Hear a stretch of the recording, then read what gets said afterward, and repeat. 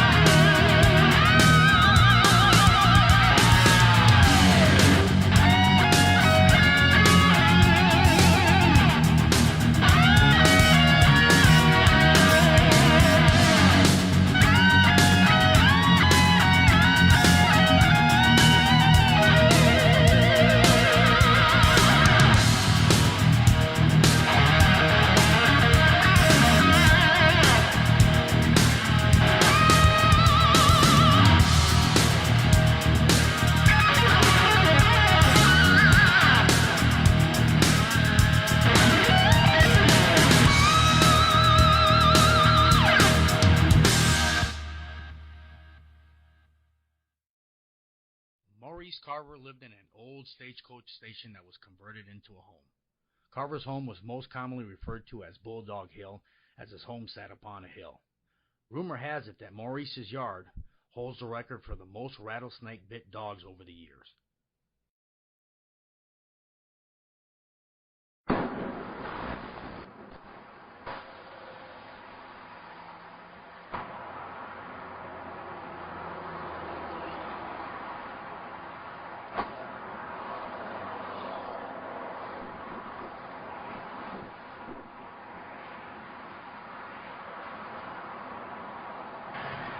Welcome to Texas.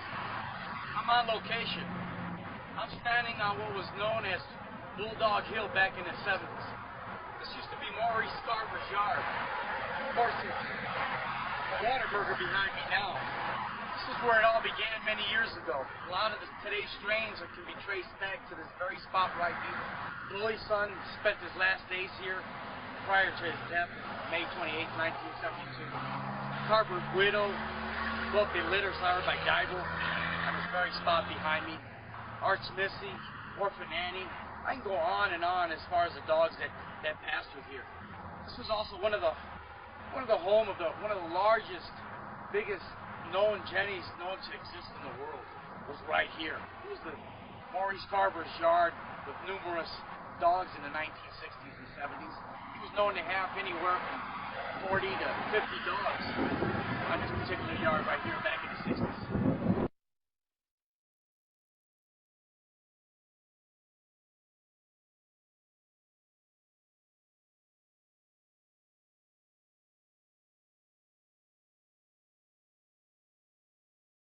Mention, but after well, I guess the third issue of the magazine came out, he called me up and he'd say, "Jack, I didn't know you were putting out a magazine." I hadn't even talked to the guy in years. And, you know, he's like we're old buddies. So I says, yeah. So how much would the back cover cost me for a year? I told him it was $35 for a year in them days, and he took the magazine every time. Well, he was always, you know, at the back of the magazine in them days, all the dogs that he listed in the back were dogs that he sold to other people or for himself. And he'd call me up about every month or so, and he'd say, "I got some more dogs to add to that list." And he'd talk about dogs that I know he never had anything to do with. And I said, "Now, Maurice, you never laid eyes on that dog." He said, "I didn't?" I says, "No, you know you did." "All right, don't put him on the list. Here, put this one on instead." And he'd go on like this. He'd always call me about 1 o'clock in the morning, get me up out of bed. And he'd say, "Did I wake you, Jack?" "I know, I was just waiting for you to call. Here, it's 2 o'clock in the morning. I just figured you would call me this time." And just curious as far as any speculation that you might have as far as how she's bred or if she's bred or... Honey Bunch? Yeah. Well, you know, we were riding around one time and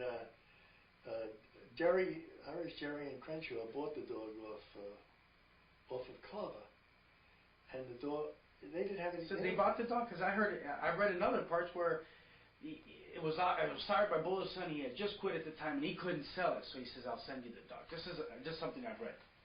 No, he sold the dog to, they were winning partners. I think they paid $400 for the bitch, and they each chipped in $200. And they bought Honey Bunch, and she come in a wooden crate. That was before the days of these fancy crates. And the only papers they had was written on the crate was Bully Son and what's the bitch's name? Amber. Bully Son and Amber. That's the only papers they ever had. When they stopped thinking about it, they said, "Well, how could this dog be a Bully Son? Bully Son was dead right around the time she was born." You know, it was, and that's the only thing that I ever heard them mention as to how she was really bred. She looked like Amber. Amber was a buckskin dog, like Honey Bunch. Of course, Bully Son was a black dog, but that's no proof of anything.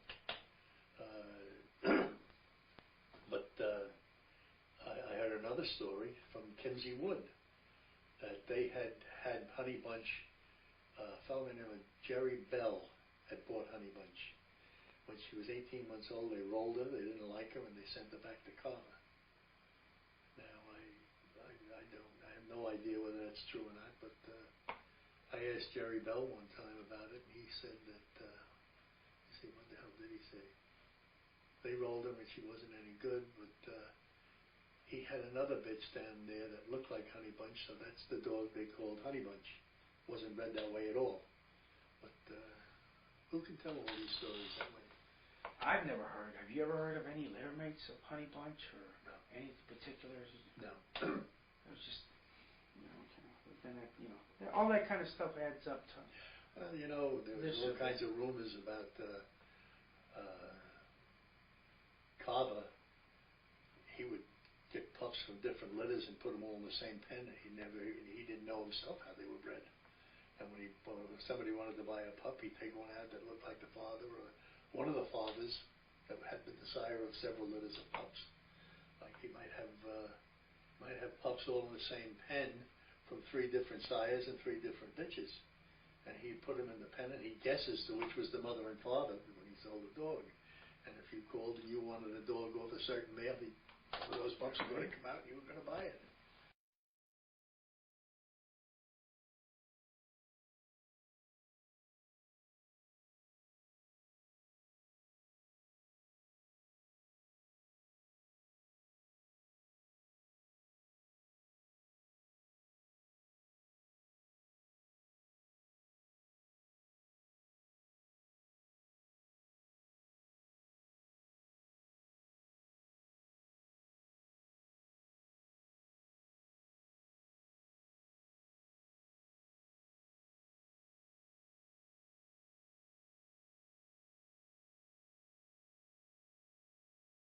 These were his puppy pens.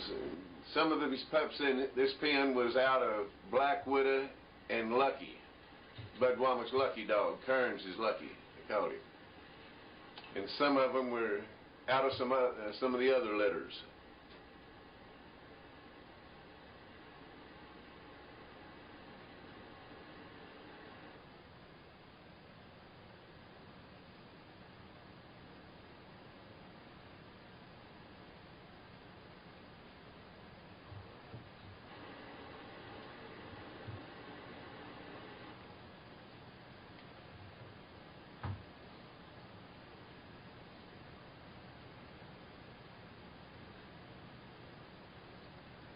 Had a real nice size puppy pen, a roof on it.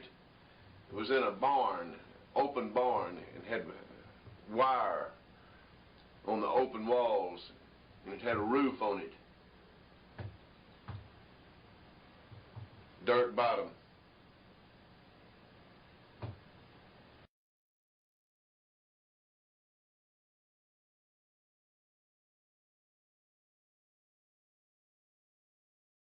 Well, Maurice was such a person. He was such a player and such a dealer in the game. As like when I first met him was in 1960, in the spring of 1960. He was such a guy. Maurice was then in his 40s, and he wore a very nice suit. He would be in a pinstripe suit with black alligator cowboy boots, a big, fine, nice Texas hat. He had a small mustache, a very small, keen mustache, and he was a real black-headed man. And he smoked long Mexican cheroots, dark papered Mexican cheroots.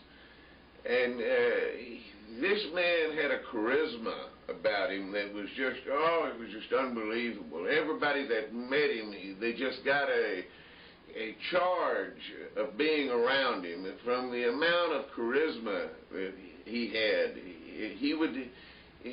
everybody that walked off from him would have a smile on their face. He was that type of a character. And there was a few that had frowns on their faces when they left, but it was the ones that he wanted to have a frown on their face. He would mess with people's minds when he would be talking to them in such a way as the stories that he would tell them was like the way when I first met him. There I was, just a young beginner in the game, 20, 21 years old, 1960, in the spring. And I had read a few of the Game Dog magazines, Pit Dog Report, put out by Pete Sparks in those days, and I had some game dogs for a little around a year, somewhere around a year, maybe a little more than a year, a little longer than a year. And I had heard of Maurice, but that was about as much of a beginner as I was. I wasn't familiar with too many different names. There were just a few different names that I was familiar with, such names as Earl Tudor, George Sadler, Joe Cavina, Gaboon Trahan, and that was about the consent of it as to the people that was active at that time. And that was about the only names that I knew of when I went to my first show in Louisiana there, the Gaboon Trahan. I met Maurice. It was right outside the front gate of the barn, and I never will forget it. He was just, this man, he had a way of picking up on everybody he was talking to, and he got to telling me some stories and asking me about different people in my area and everything, and I recognized a few of the names of the people that he called out and everything. And he got to telling me about, why don't I come down and visit him sometime. He told me he had well over 100 game dogs there on his place. He said he had a 2,500-acre ranch and had all kinds of cattle. Said we'd go deer hunting right out of his backyard. As a matter of fact, he said he hunted deer with bow and arrows. And this man was just, he just left me with my mouth hanging open and just awe, like, of amazement that this guy would invite me down and everything, and here I am, just a stranger, a rank beginner getting into the game and everything. Oh, this man is something else, really. Quite a guy. Well, after that show, it wasn't but about a month or so later, right around, within a month or so, me and a couple of my friends in this area, we decided to make the trip to San Antonio to go visit Maurice. And so, we get down there and we call and he tells us where we're at and everything. We wasn't but just a little ways down the road and everything. He tells us how to get there. And so we go pulling up, and when we pull into the place, we, well, this really wasn't what we was expecting. But it was a place out in the country, and it was, I remember they had a big water tower there by his house where he lived, and then they had two houses. It was a big frame house of about a 6 or 8 room frame house. It was a nice frame house. It was pretty old, but it was still a nice home. And then on down about, I guess maybe 150 feet, maybe, somewhere around 150 feet, sort of down the hill, there on the same road, was a little 2-room house. And then there was a little barn on down beside it. Well, where Maurice told us to pull up, it was in the driveway, which was a big driveway area, there by the little 2-room house. And we pulled up in there, and as we was getting out, Maurice come walking out of this little 2-room house with his pajamas on and his alligator boots and he had a Texas straw hat on. And he had a big smile on his face, and he was just laughing. And he had about 20 dogs there on his place. Behind his house there was blackjack trees that had cable runs running all between the trees and had dogs on them, and he had beautiful dogs. Real nice, fed dogs. He kept all his dogs on the heavy side. But they was just, he kept them worm-free, and they was just beautiful dogs. Beautiful dogs. Well, we got out, and went in, and this little house was what was called a cowboy shack. It was called a place for the hired hand. And it wasn't exactly what I was expecting, a big 2,000 or 3,000 acre ranch with a big ranch house, as to my conversation with Maurice when I first met him in the spring. Well, as we talked on there, Maurice was at a time of being between a rock and a hard place. As I learned Maurice, that was a big area of his life, between a rock and a hard place at times. Maurice was very much up and down in his life. His lifestyle was unbelievably interesting. And the stories that was around his lifestyle was just unbelievable. Especially the stories that he told about his lifestyle. Those was the ones that was unbelievable. But as we got to know Maurice, Maurice was a man that he knew every thief, every outlaw in the state of Texas, and many thieves and outlaws throughout the United States. But he knew every one of them in Texas, and every one of them knew him.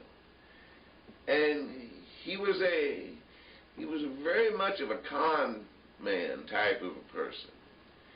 And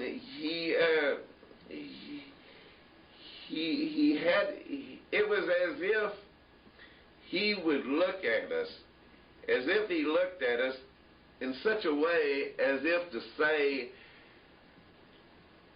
are you so stupid that you believed everything that I said? You know, that was his personality, you know. In other words, you wouldn't even mention the fact of where's the 2,500 acres, or where's all those thousands of cows you own you was telling me about, you know, those hundreds of dogs. In other words, you wouldn't even think of asking him, you know, where was that stuff, because he had a way of expressing himself as if he was almost asking you, were you stupid enough to believe everything that I told you? That was the charisma, the character style of Maurice. Maurice was, in a way, he was like a man of deceit. Deceived. He would deceive everyone in such a way as it was like he would really enjoy seeing just how far he could go with everybody he met. That his style of dealing was like there was always a number of things in each dog deal that he dealt in such a way as he would change their breeding of a lot of the dogs that he dealt. He wouldn't put out the true pedigrees on the dogs. He would change their breedings there. To him, it was like he wanted to know how everybody's dog was bred, but he didn't want the people to know how their own dog was bred. He wanted to know, but he didn't want them to know. It was like it gave him an edge. Years, it was very interesting as to Maurice's lifestyle and his part in the game, the way he lived his life, and I seen it happen I knew in the last 19 years of his life. And I seen the change. He had been in the game 8 years when I met him. And I knew what he had to start with, and I knew what he had when I got to know him there, and I watched his yard change over the years. And in the 60s, Maurice began dealing dogs. And he could deal with people like it was just amazing. You talk about a used car dealer. A used car dealer couldn't come close to dealing with Maurice Carver. Maurice Carver had a deal for everybody.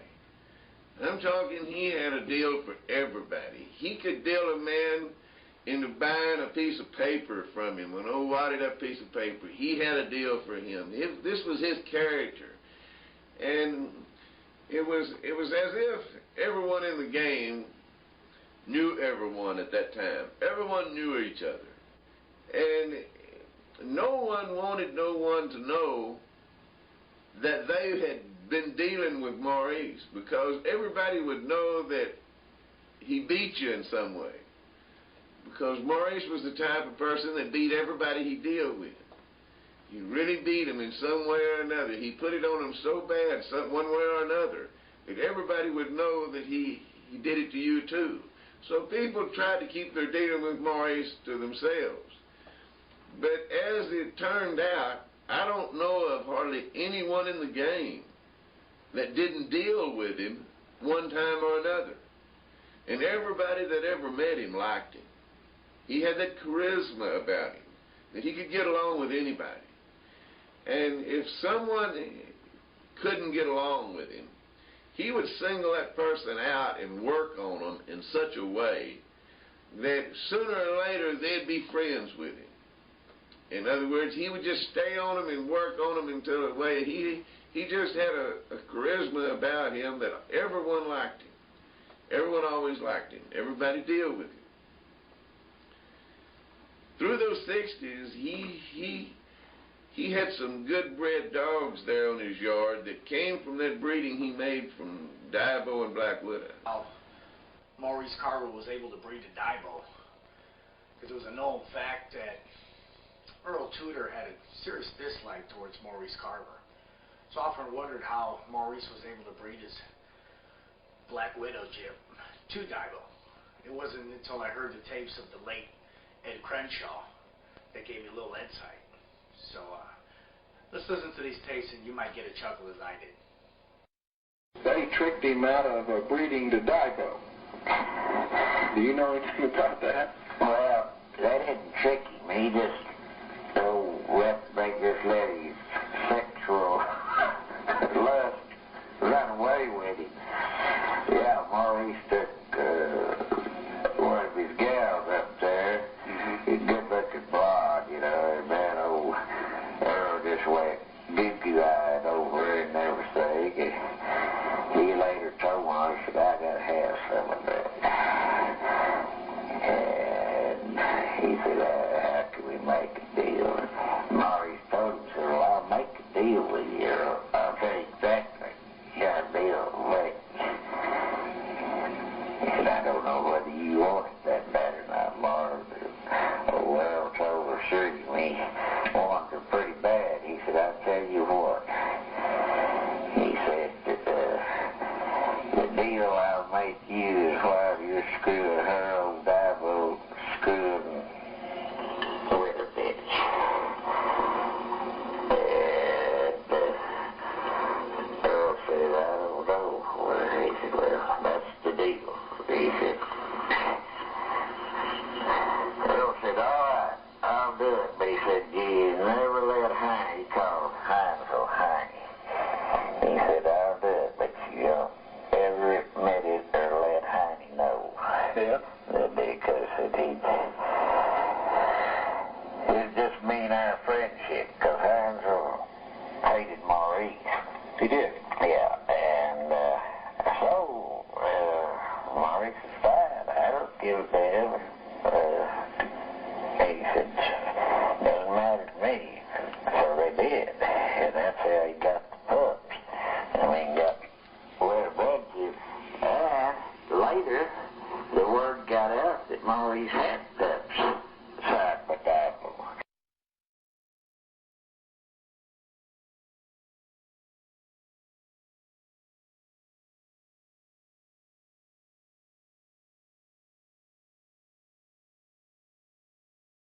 I really liked it, and the honey bunch stuff. I don't have a clue, and if I were to, comment one way or another, it'd be purely speculation. But I know that the yards of dogs that were heavy honey bunch, and I had one years ago that was probably 3/4 honey bunch with a little bit of the rascal dog that really suited me, and I really liked this dog. But he was totally different than the bully dogs that I'd had before that were bred more around Different Boudreaux stuff. He was a tall hound dog looking dog, and was just a real likable dog. But he's a big dog. He's probably 55 or 60 pounds. He reminds you of the Jeep stuff, but a very good dog. And I've still got a little bit of that today, but just very little. Okay. But getting back to the question, if you had to speculate, would you suggest that she's sired by Bully Son by little experience that you have on the type of dogs that she's throwing? I wouldn't say that she wasn't. And I've never been able to look at a dog and tell who their parents were. Right. And Maurice's yard, if you ever went down there, there was a lot of variations. Stompin' Otto didn't look like he fit there, but he did. And that's another dog that's down from the Bully Son type stuff. And when I say Bully Son, it's actually Bully Son Eli Jr. stuff. Right. Speaking about Eli Jr. and whatnot, do you ever see that little bit that they had on the Eli dog, the old 8mm film, and the litter of Bully Son and Eli Jr.? No, I've heard that, but I never have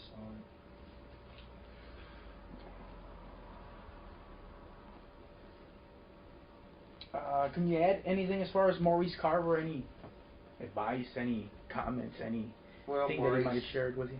Maurice was a card to say the least. He's a very colorful man. I think at one time probably produced more gang dogs than any other man in the United States, maybe any man living at that group of men at that time, because he just had the right dogs and he had the right combination. He sent them to the right people, as gang dogs go. Maurice was a colorful enough guy that when he told you that he'd say the cake, he didn't have to give you the recipe. A lot of people didn't really mind that, because they knew they were getting a pretty good dog in most cases. I was kind of opposite of that, and I told him if he couldn't give me the recipe, I didn't want the cake. And of course he said that Pat would fill me out the papers and he'd guarantee him to be right because Pat did her stuff right. So one of the better stories, just to show you Maurice's take on bulldogs and selling dogs and what have you. Maurice was a salesman. Jeff McManus had went down early one morning to Maurice's, and early for Maurice is about 10 or 11, and he'd usually have on his long johns. And Jeff said, Maurice, what are you doing? He said, I'm getting ready to sell a dog. Some people's coming in here from the East Coast, some of them Yankee fellas, and they're going to get this puppy right here. And Jeff said, well, my God, Maurice, that's the ugliest, naughtiest little puppy you've got. What makes you think they'll get him? He said, just trust me, son.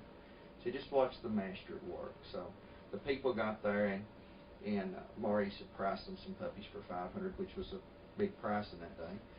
And so while they were looking at the puppies and stuff, they said, well, what about that little ugly dog there? He said, oh, I dare some sell this dog. I'm keeping him for myself.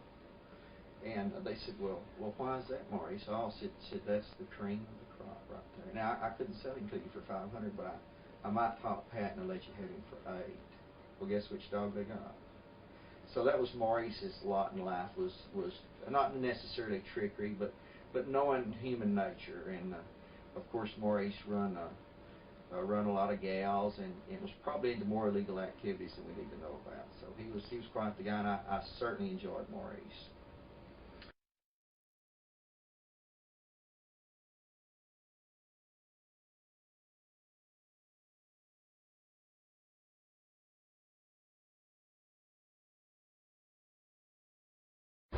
I have always heard that he was mainly a broker, but he was a good judge of dogs, and he knew where all the good dogs were.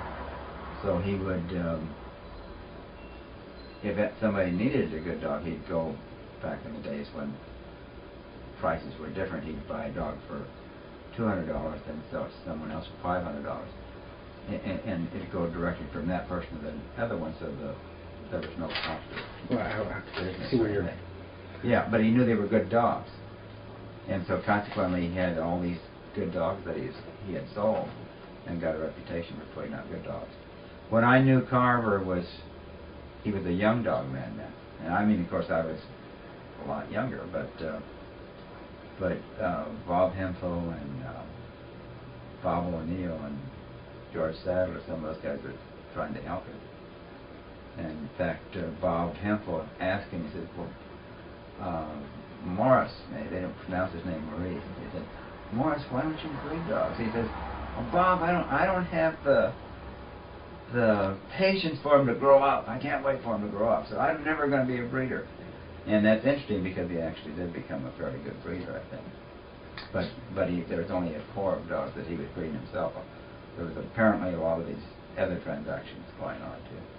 Well, that's where I kind of get mixed up. Every now and then they'll say it's a Carver bred dog or whatnot. And to be honest with you, you really didn't see him, or if you looked at the certain pedigree, I couldn't figure out why they were calling it a Carver dog, other than he sold it. Right. And I think he really gave pedigrees with his dogs. So you weren't always certain how they were bred. Some other honey bunch. I've never heard of any litter mates or any other particular dogs off that same breeding or being litter mates to that dog. Have you ever come across anything as far as... No, I haven't. And there's always been the question whether she was really by Bully's son or not. And I know that James Crenshaw and what was his partner's name? Well, anyway, you know his partner's name, right? Garrett? Not Garrett, but I just can't think of his name. That was James Crenshaw's partner. Well, anyway, Martha told him to come get this female because now that it was right after Bully Son's match, he says now that Bully Son's quit, he's not going to be able to sell this female anyway. So it was a gift, and she turned out really great. Now I don't know if they knew about any brothers or sisters to her. See, I'd read somewhere about that and whatnot, but the same thing that you're just saying, that at the time Bully's son had quit, and it's one of the reasons that I heard it was even a gift that they didn't even buy the dog. You know, who's to say? And that's why I'm just trying to find out if anybody has ever heard of any litter mates. And to my knowledge, as of right now, there's nobody ever had another dog off of that. Yeah, I haven't heard. No, I've written the ADBA just to see if there's any dogs registered under that sire and dam, and other than Honey Bunch, they don't have anything as far as that goes. Just a lot of speculation as far as Honey Bunch and Maurice Carver and whatnot. Are you familiar with the Bully Sun dogs? Have you ever worked with them particular type of dogs, or see them a lot? I've seen them. I haven't worked with them. The reason I'm asking is I'm asking maybe because of course we'll never know how she was really bred, or if she was really bred the way she says she was bred. I'm looking for similarities as far as maybe if you can, since you've seen a lot of Bully Sun dogs, is she typical of a Bully Sun dog? From people that I've seen, people I've talked with have seen her said that she was. She had similar disposition. And of course she had ability, and so I suspect that she probably was bred that way. I'm not happy about that because I'm not high on Bully Sun. A Jeep I love, both dogs I know only by reputation, but so I'm not eager to have him be a grandson of Bully Sun, but I think that's probably the way it was.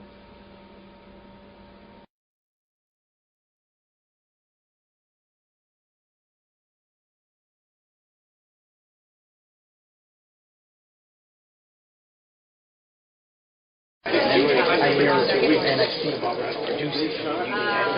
Well, right. Some of us I have good dogs, but not producers. You see what I'm saying? And you basically everything. And yeah, it's a good question. It's a good question. It's kind of a tough question, but at the same time, if you if I could, if I had to change anything, I don't know what I would change, but I will say this: the dogs that I've had in the past, I owe to the dogs themselves, because if I didn't have an excellent dog, I couldn't have did what I did with them. And I think it was the timing and the selection of good dogs. I had the Carver dogs, and my success came after I got the Carver dogs. So that was a good choice of dogs, and then I took it from there. I tried to have my program. I improved my program.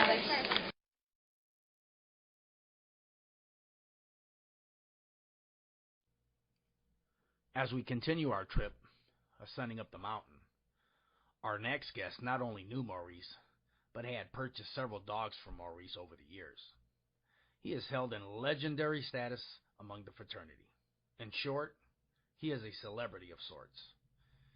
He recalls and is familiar with dogs directly from Maurice's yards. Dogs such as Snooty, Champion Rascal, Miss Pool Hall Red, and Champion Honey Bunch. He's also owned Champion Zebo and the Champion Homer dog, among many fine others. His peers include Katie Marlowe, which, by the way, he vividly recalls the Red Boy dog as if it were yesterday. In any event, in case you haven't figured it out, we're speaking about the legendary breeder, the Old Mountain Man, Lester Hughes.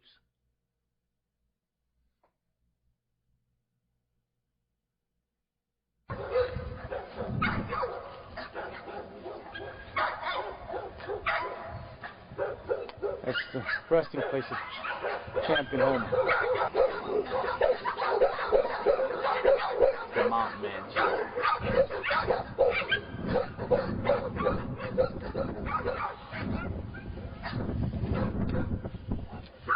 There's the final resting place.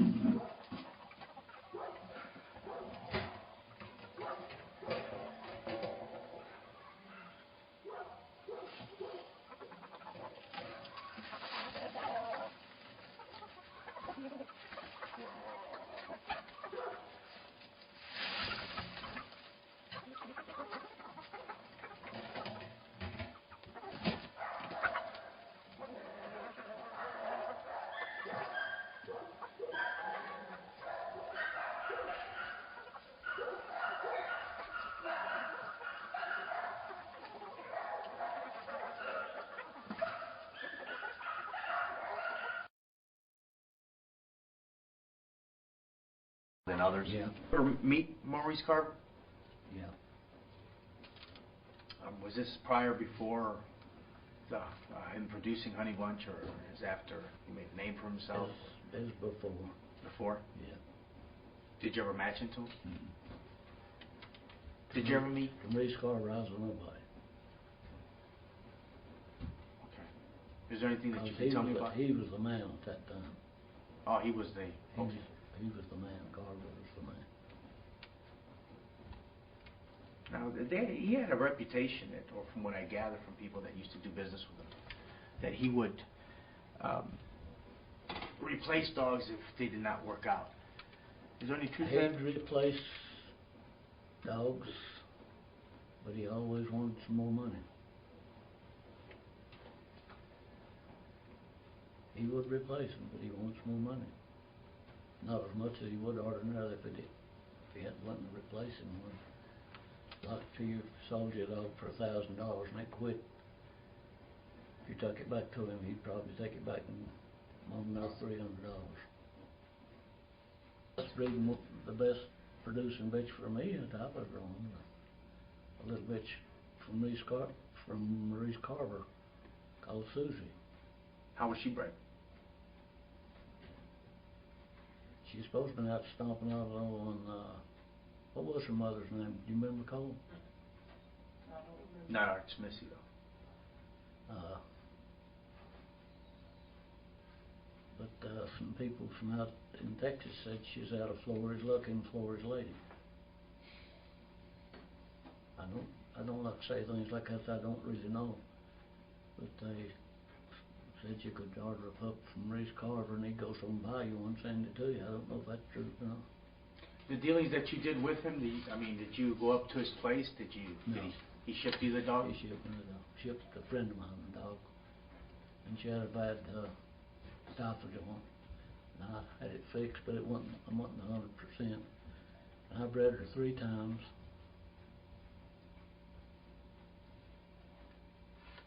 And she produced 4 champions, I believe. Now, I'm curious, Maurice Carver was known to not send paperwork or document that, but he said he would scribble out. I don't know that he did that. You never got anything with your pup? You just got your pup? I got papers. It shows her being out stomping out on. Oh, so it was registered? Because I heard a lot of things that he never would register a dog. Yeah, he registered him. I guess you trust him, or it didn't matter? It didn't matter. She produced, and that's all that mattered to me. I definitely want to thank you for your interview and sharing this with us. Well,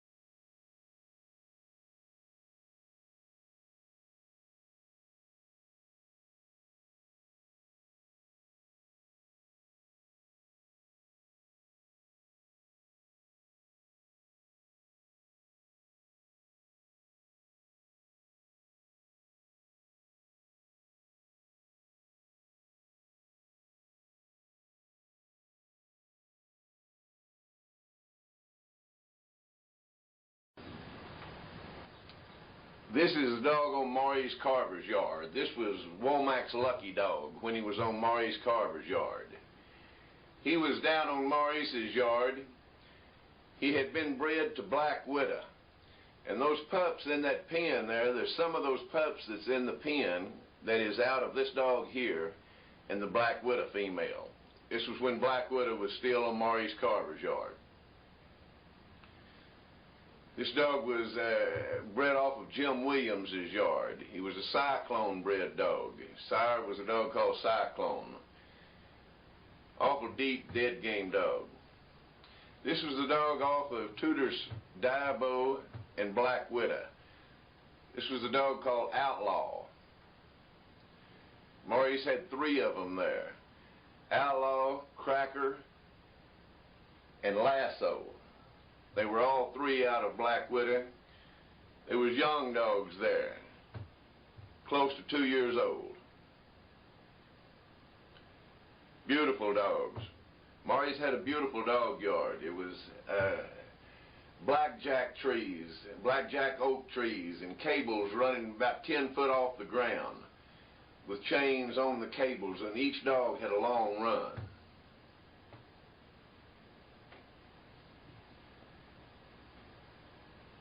Now this was Black Widow. She was off with another dog in between her there.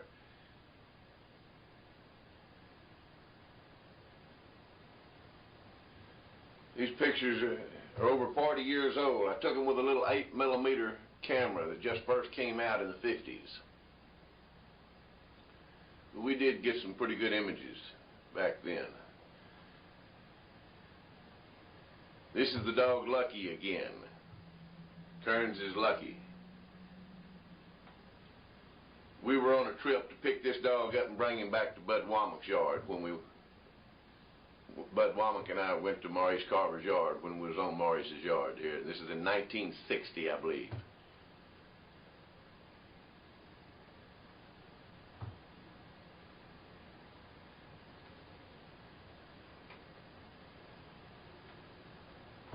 That was Black Widow again back there. You can see his dogs went all down in there. He also had that Rusty dog on there. This is another picture of that Lucky dog. He also had Ed Crenshaw's Colby dog there called Rusty. He was on his yard there at that time also. There was also another dog. That was the Black Widow bitch again there. There was also another dog called Jim Dandy. There was a white dog there that Maurice later matched.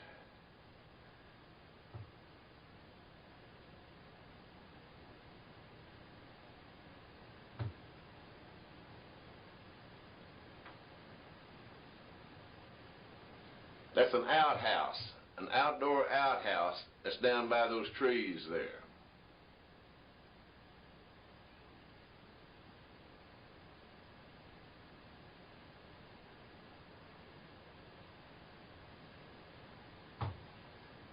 That was the Jim Dandy dog there.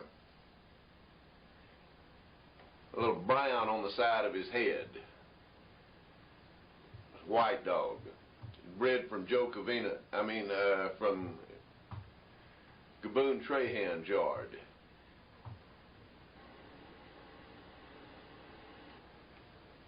This is the Rascal dog. This dog belonged to Gaboon Trahan at the time. This is the dog that was a half-brother to Tudor's Diabo.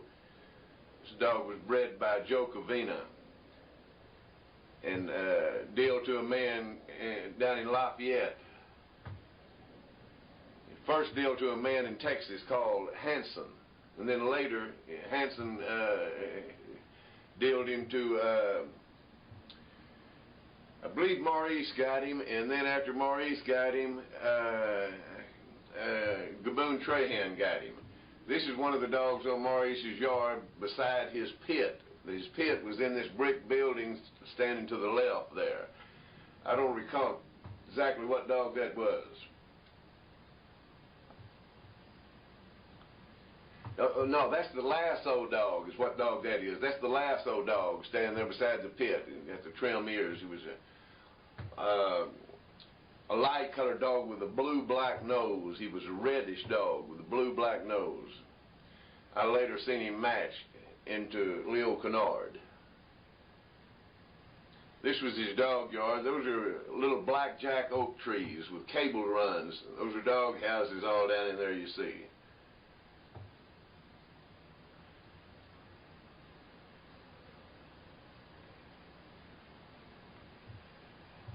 This is the rascal dog again. He was a dark, brindle dog, almost black brindle. He was a half-brother to Tudor's Dabo. It was out of the same sire, different females.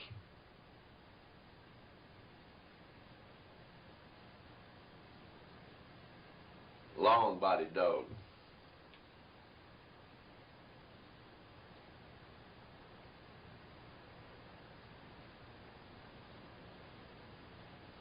He also had a dog called Snake on his yard that I later matched into with Frank Fitzwater's Goldie dog.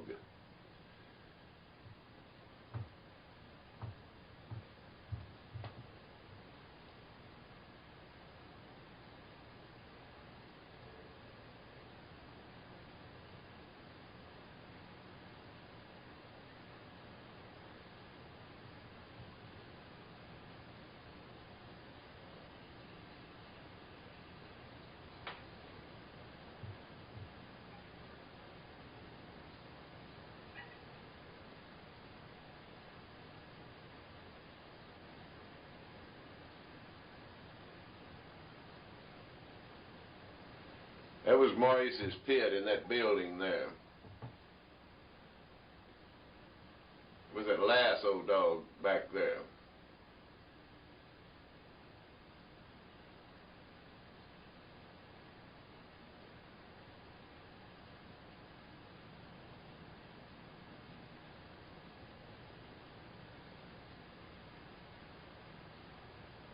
This was the Cracker dog, Lasso's brother.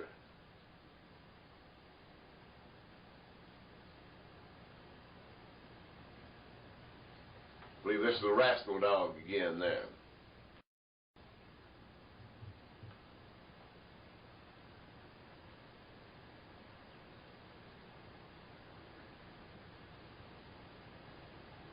That dog, I said he was dealed to Hanson. He was dealed to a guy in Louisiana named Peblis or something like that. And then Trahan got him from him, is the way it was. Maurice never got a hold of this dog. He belonged to Gaboon Trahan while he was on Maurice's yard here. But Joe Covina bred him and sold him down in Louisiana. It's quite a dog.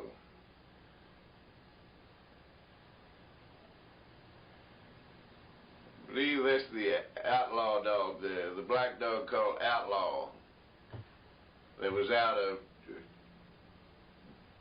Tudor's Dabo and the Black Widow female.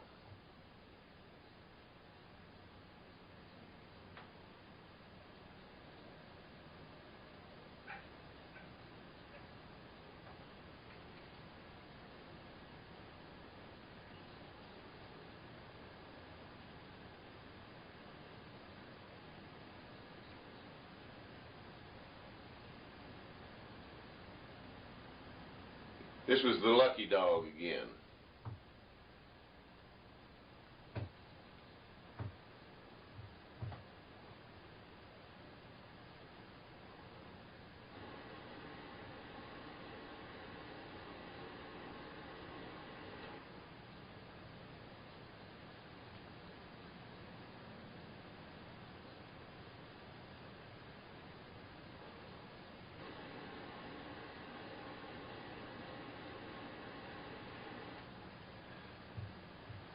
This was a dog bred from Gaboon Trahan's yard. He was of some of the Covina breeding, bred like that Jim Dandy dog that he had on his yard there.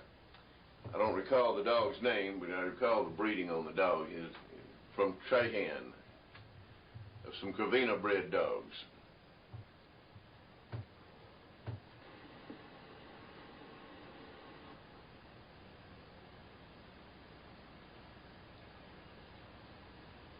These are his puppies, his puppy pen.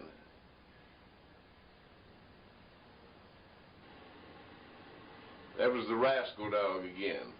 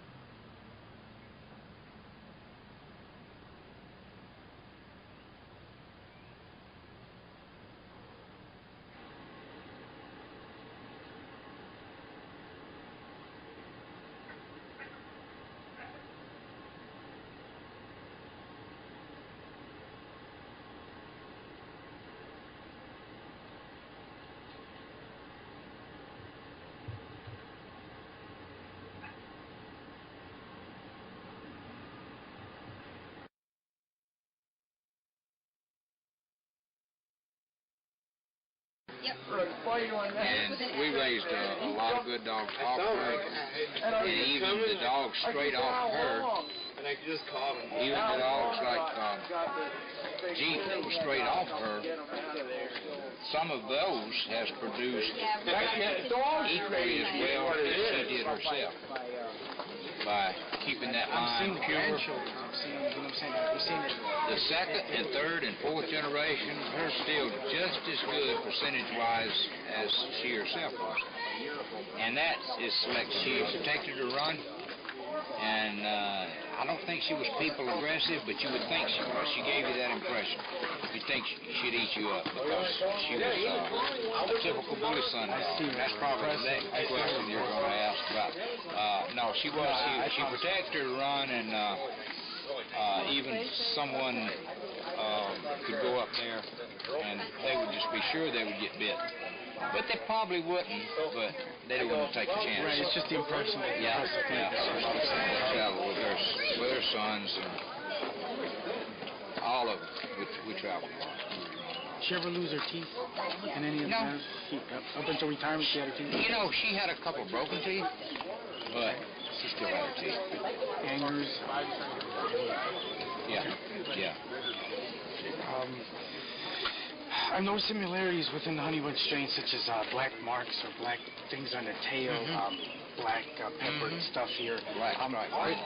Is there any similarities that maybe I haven't, or maybe you that work with the strain and develop the strain, is there any other similarities that you see?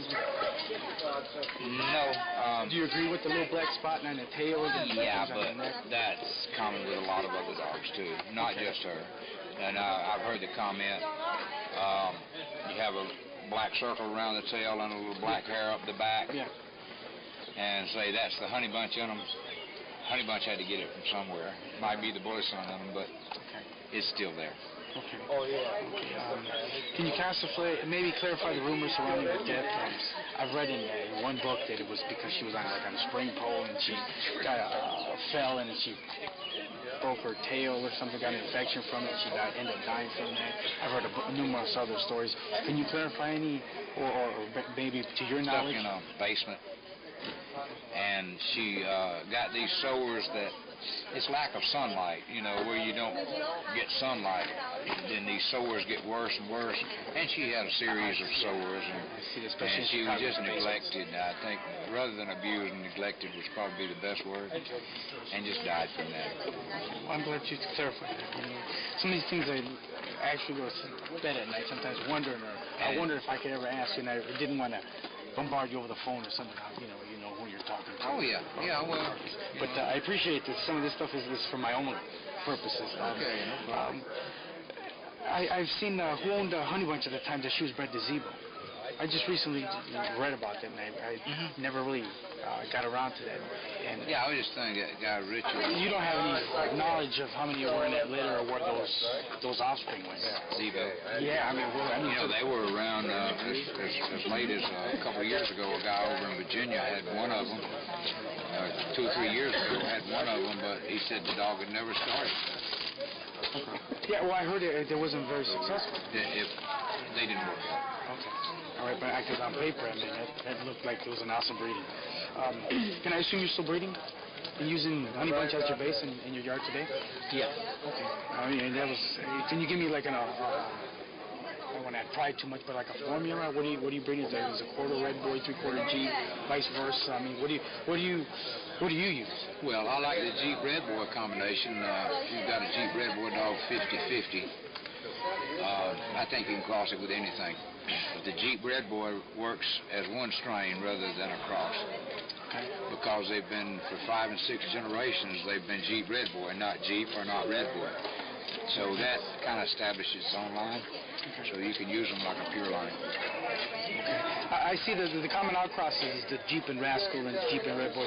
Have you ever tried another cross? Yeah, Have you ever tried? Midnight Cowboy. Midnight Cowboy?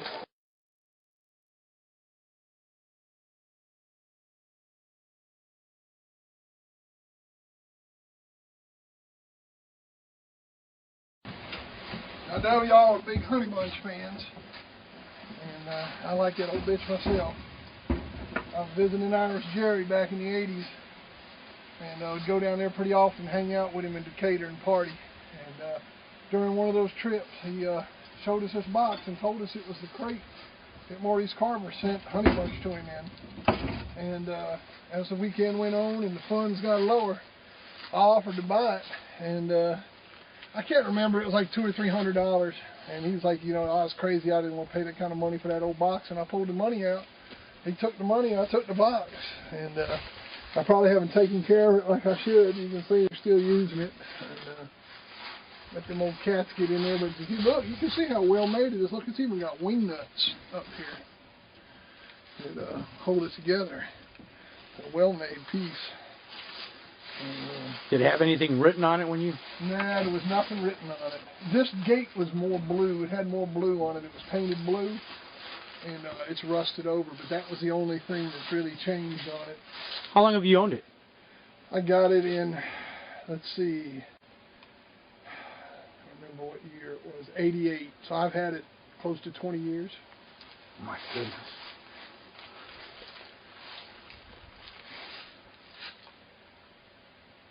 Of course, you know, old Jerry, man, I love him to death, man. He's a real dog, man. He might have sold 50 boxes just like it.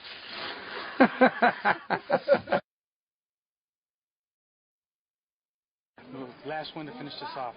There must be at least one comment or moment or advice or something, one tidbit from the old Maurice Carver that's stuck with you over the time. Can you share that with us? Something that stuck in your mind. Maybe he told you something or a little. Yeah, he told me a lot, and there's probably a half a dozen things that I could think of, but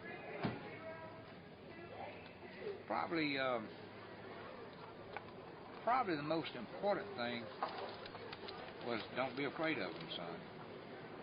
You know, just go on out there and bump heads and see one out there and get it on.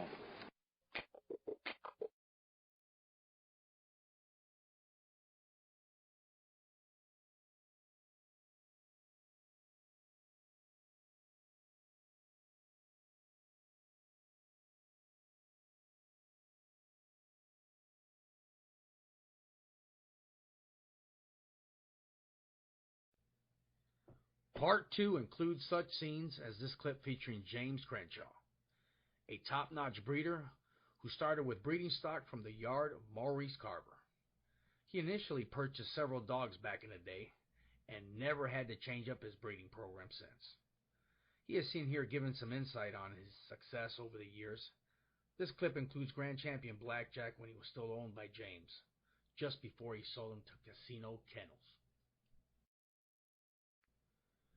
Also included is Irish Jerry reminiscing about his direct dealings with Maurice Carver when he had purchased Honey Bunch, as well as researching the whole bit on Bully Son.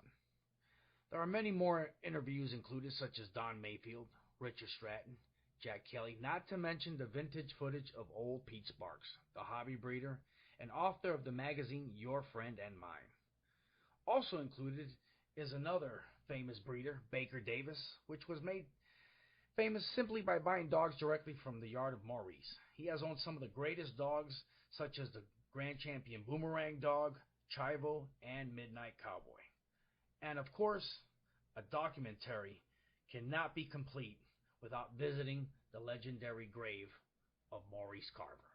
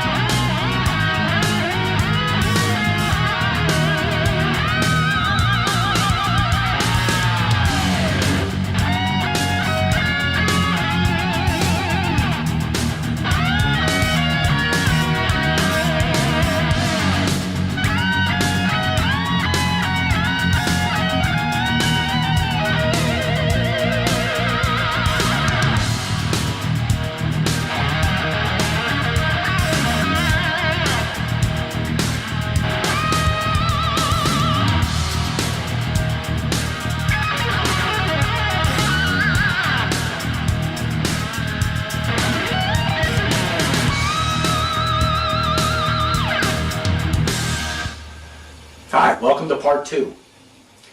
Maurice Carver made a major mark in the dog game, most notably surrounding Bully Son. Let's take a closer look and examine this dog. I suppose we can start with Boudreaux's Eli, the sire to Bully Son.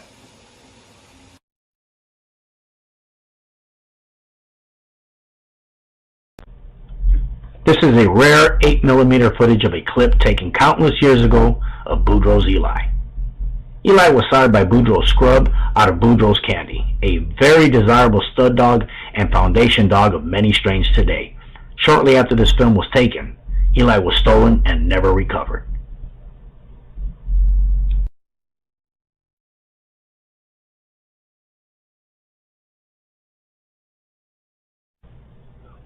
Before Eli was stolen, he was bred to many gyps, including this one in the background. This is Boudreaux's Spook. Here she can be seen pregnant and carrying the litter that would soon have a tremendous impact in the dog world as we knew it. The red dog is unknown to me, but that Spook in the background, Bully Son's dam. If my memory serves me correctly, this was taken years ago on Jerry Clemens' yard. He was the owner of Spook at the time. When she had her first heat cycle, Jerry took her back to Floyd to breed to his dog Eli.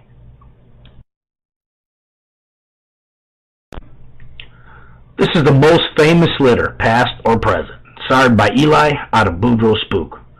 Who was to know that this litter containing Bully Son, Eli Jr., Brandy, and Lady was soon to make a tremendous impact in the dog game and make Carver a household name with the dog Bully Son that would soon change Carver's life.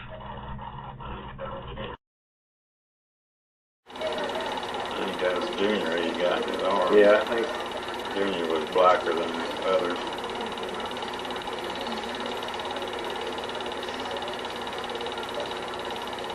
Look at it. What's a good shot over? Boot, look at it. And she's white. White in the muzzle.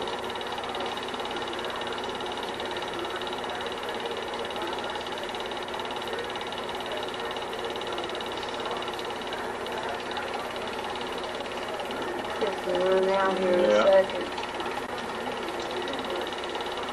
Make sure it don't get stuck or nothing.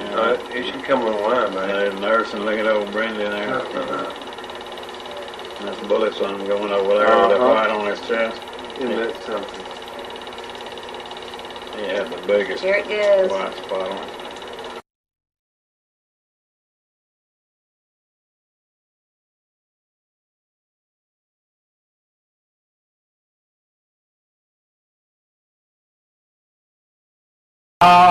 Yeah, I mean, who is responsible for breeding Bully Son?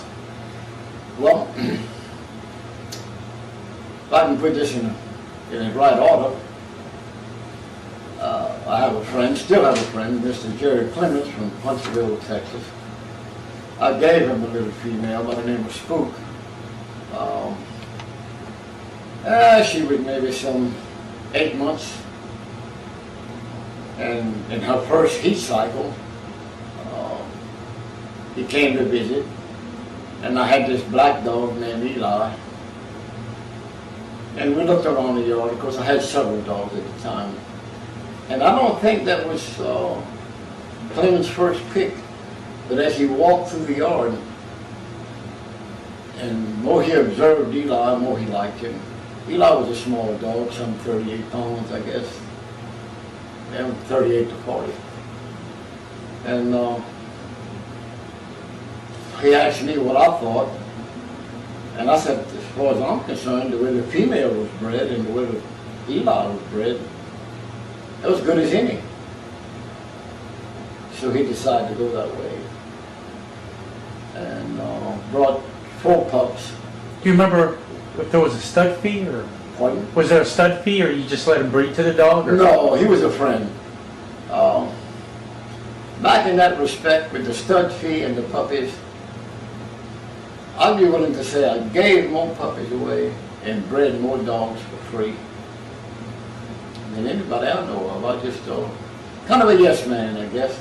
What goes around comes around, and you need favors, and I was always thinking that it'd come back to me in time. In Mr. Clemens' case, it came back several times. He was good to me, good man.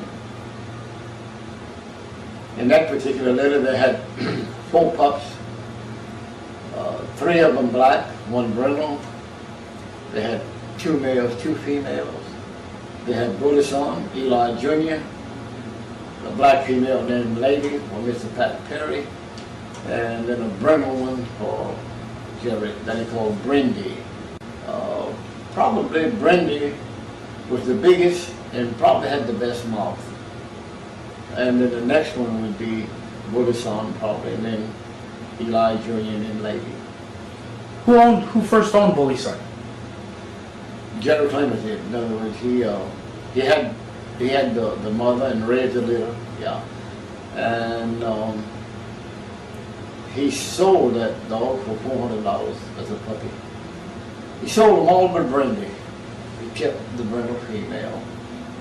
He sold Eli Jr. to a boy by the name of Doug Night Rider. And then Doug in turn sold him to Benny Clayton, where he remained until he passed away. Now, you talking about Bully Son? Eli Jr. Eli Jr. Okay. How old was he when he died, as far as Eli Jr.? I don't recall. Eli Jr. died when he was 9, 10, 11. Oh, younger than that. 8. If I recall correctly, he was probably 17 model, I think. Eli Jr.? That's about when he was born. I think somewhere 70. Pretty damn close. Okay.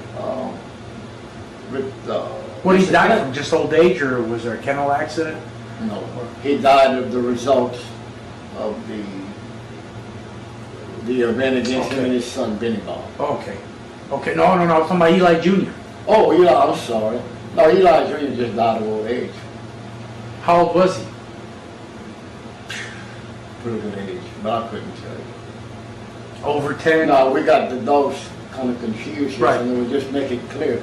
But Eli Jr. died, and let's back up. Clemens sold him to Doug Nightrider, and the price was $400. And then Doug had him hooked up against Ken Allen, and Benny Clayton bought him before the contest. And Eli Jr. was 17 months old at the time. He came off real good in that event.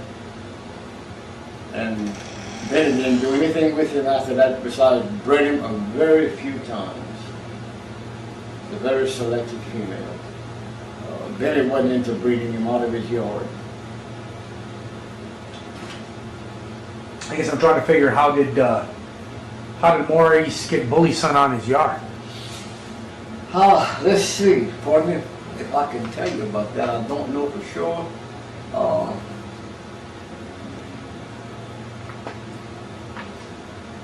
I would say probably, and don't quote me on this because it may not be accurate, I think he either sold him to Red Walling, was a banker, or to Bobby Hall, one or the other. Now Bobby's the one that did all the work. I'm trying to figure out if this is Red Walling. See the bottom picture? I've never seen a picture of Red Walling. I'm trying to figure out who that person is. That's what Bully said. Yeah, that could very well be. I don't, and I don't say that would be Red because Red was a young man. Yeah, Mr. Walling was a young fellow. And my eyes are too poor, I couldn't tell you that. Is he still alive today? I would think so. I would think so. He wasn't much of a dog man at the time, though. Not at all. He was just a gambler. It was just an investment. Okay. I've always wondered that. That I can't answer. I don't know. Okay. Because, I mean, Red Walling registered him. Yes. But he already had a name. Yeah. So, okay. So. And I don't know if he went from Clemens to Bobby Hall, and Bobby sold him to Red Walling. I don't think Red Walling bought him from Clemens, I wouldn't think. That I'm not sure. Bobby claims in his book that he did. He sold it to or he sold a portion of them to him. Well, that would be accurate. I was looking for everywhere in all my old magazines, my books. I wanted to find a picture of you and Bully Son so you could sign it. But I can't find a picture of you and Bully Son. No, I kept Bully Son. I kept all of them with Brandy. I didn't have Brandy on my place, but I kept all the rest at one time or another. I kept Bully Son a good while. In his younger years, that's so. How long would you say, for periods at a time, or he came to your yard one time? And then no, he came to me at an early age, and I kept him. Before he made a name for himself? Pardon? Before he made a name for himself? Yes, before. Okay. Yes. He was on your yard. Did you breed to Bully Son while he was on your yard? I didn't have to. I had his dad, and that's where I run my business. I breed to what brings the good ones. Okay. Bully Son was have said to have been bitten by a snake. Two things happened to that dog.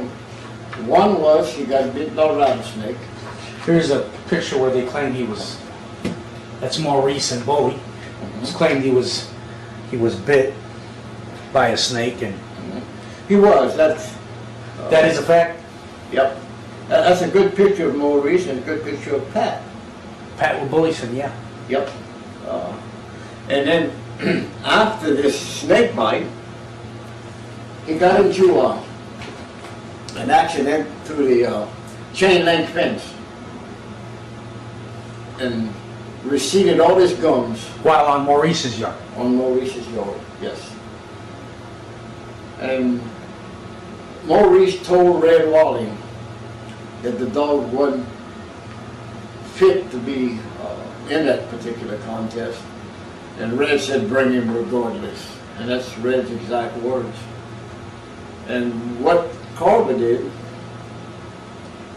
Mr. Jerry Clemens, which was a lab technician at the hospital, checked Bullison's blood count,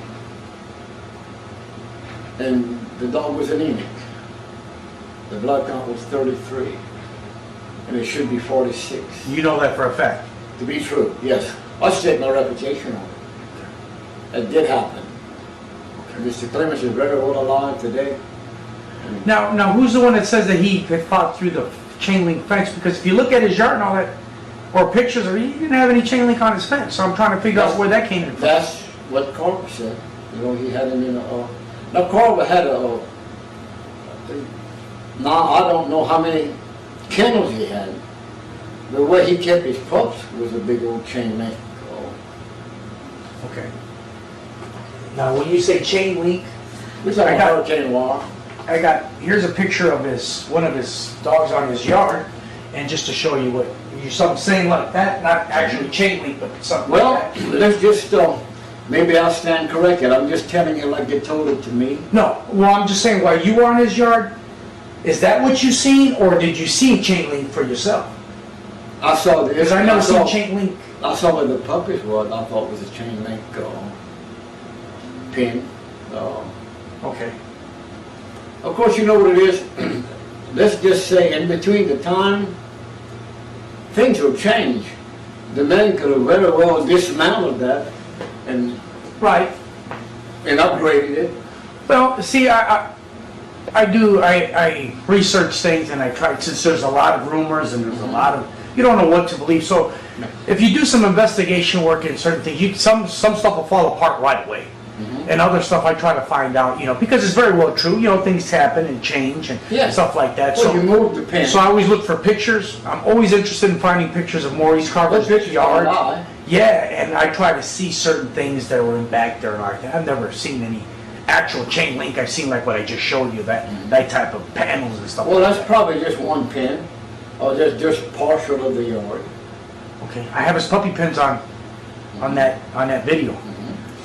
Mayfield went on his yard and took an 8mm camera and ran it on his yard, and we have that. So I wanted you to see.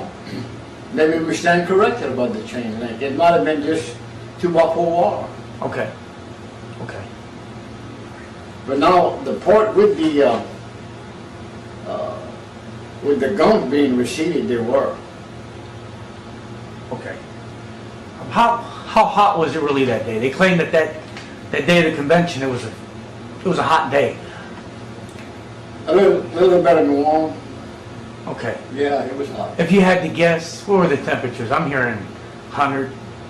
I would say that. I would say 100. Better well, pretty close. Okay. Give or take a degree or two. Right. Okay.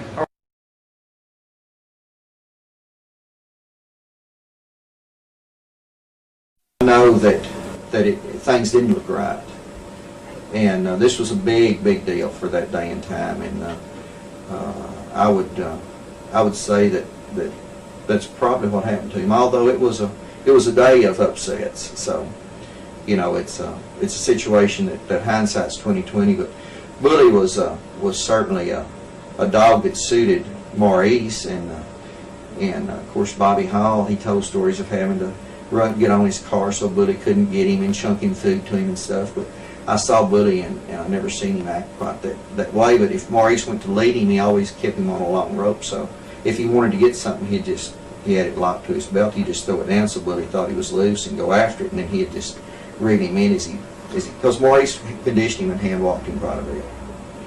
But Bully would turn around and bite you to get loose. That's the only time I ever really been biting anybody.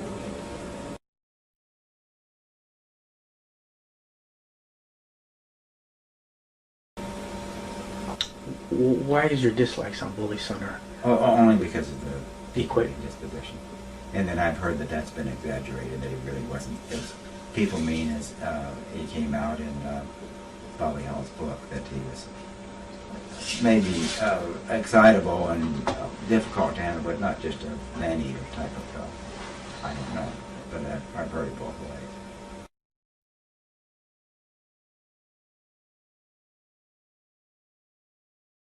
It was about that time when Maurice started really wheeling and dealing with the owner of Bully Son, who was Red Walling. Bobby Hall and Red Walling had the dog on some type of a partnership deal. And Bobby sold out to Red Walling. And then Red Walling took the dog to Maurice, because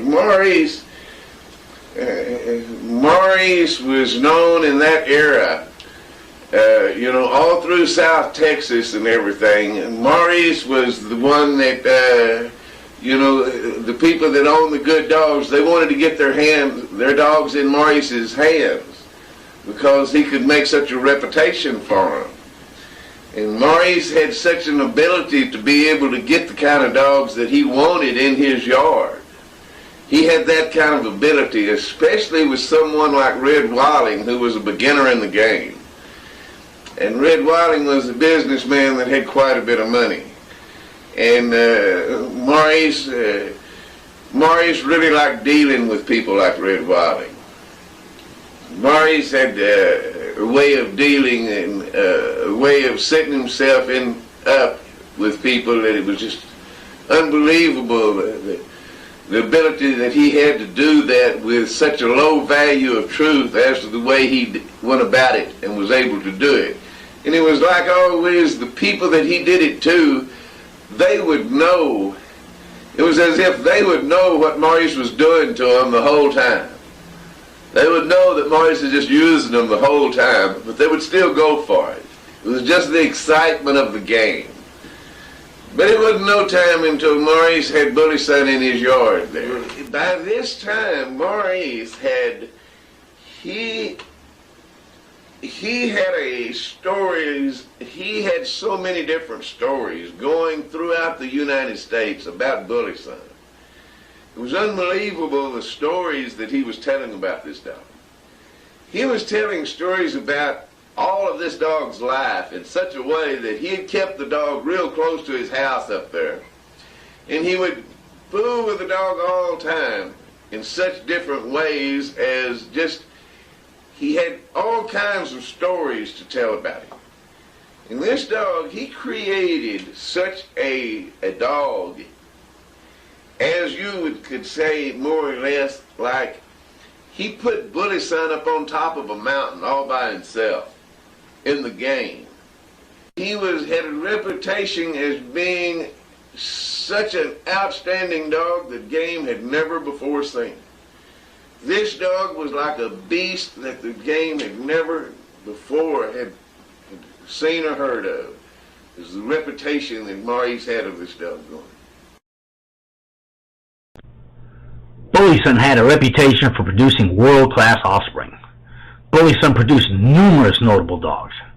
After Bully Son as a producer, Baker Davis can attest to that. Mr. Davis' fame was gained by simply purchasing dogs sired by Bully Son.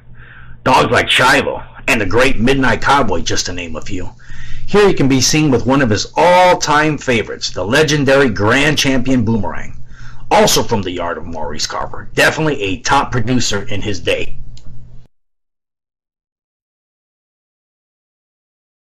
He doesn't seem terribly aggressive to me. Yeah. He's got it bred in him, does he? Yeah. For most of them are real good pets to humans, but they just don't like another dog or animal, any kind of animal they don't like. Now that dog there would catch a horse, cow, anything that would move he'd catch besides a human. And what would he do to it when he caught it? He would try to kill it. Or you know, if he caught a cow or a horse, he would just have to get him a bite and hang on.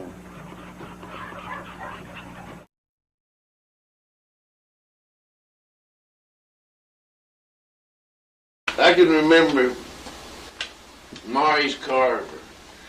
Oh, he was a great storyteller.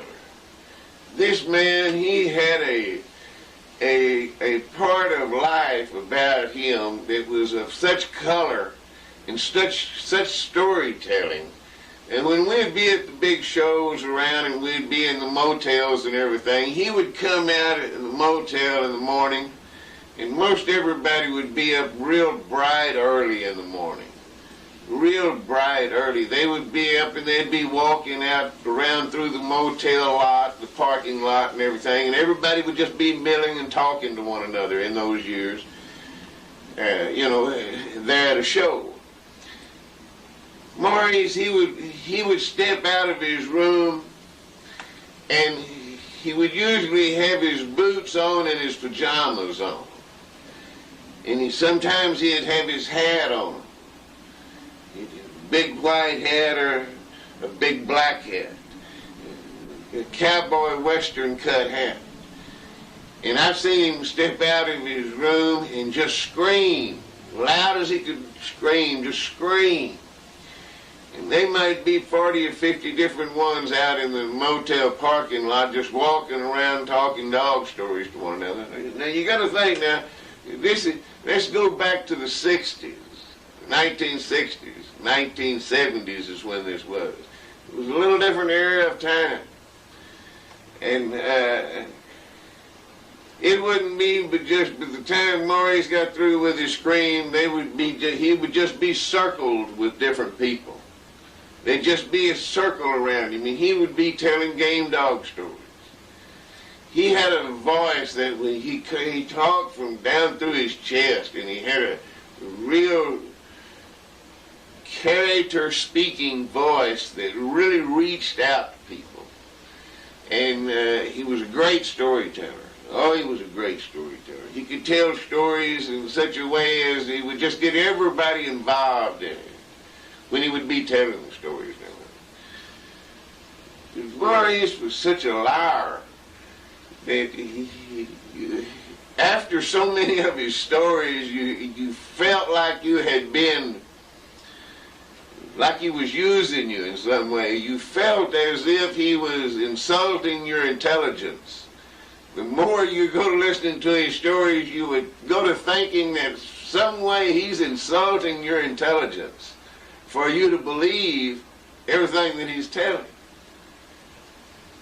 But he was a great storyteller. He was a great storyteller.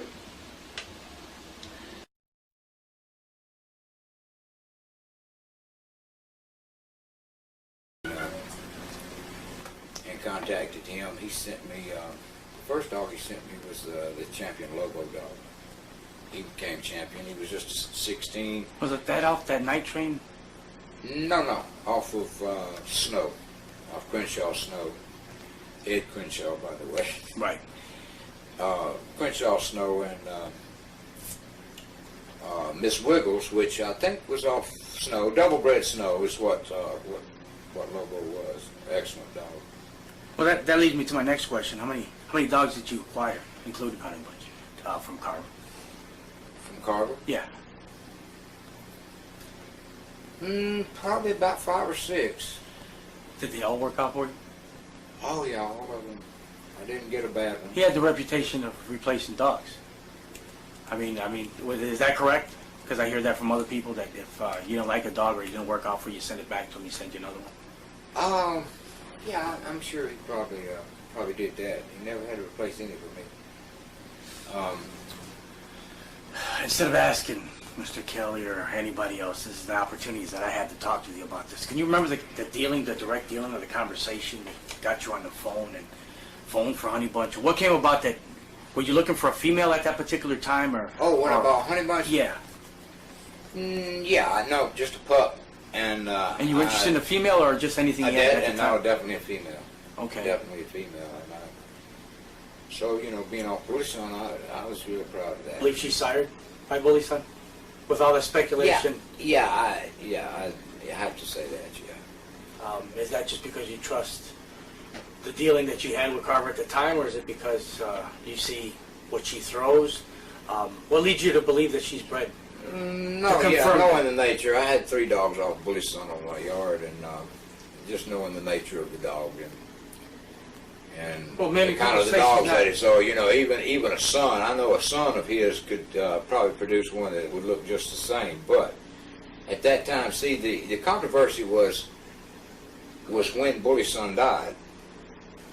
That was the controversy, because they were saying, you know, some people were saying he was selling Bully's son pups, you know, after he died. But see, you can breed a dog, and it can die and still sire pups, you know, for a couple of months. But if you know, and that's probably what happened. But you know, controversies come up and people want to talk. But yeah, knowing the nature of the dogs, and you know, she was just everything just like Bully's son, and produced, you know, just as well. So all the what a lot of people believe, and for reasons and other, and a lot of speculation, that she was sired by Champion Iron. And as far as, you know, just with the speculation, I'm pretty sure you've heard that yourself.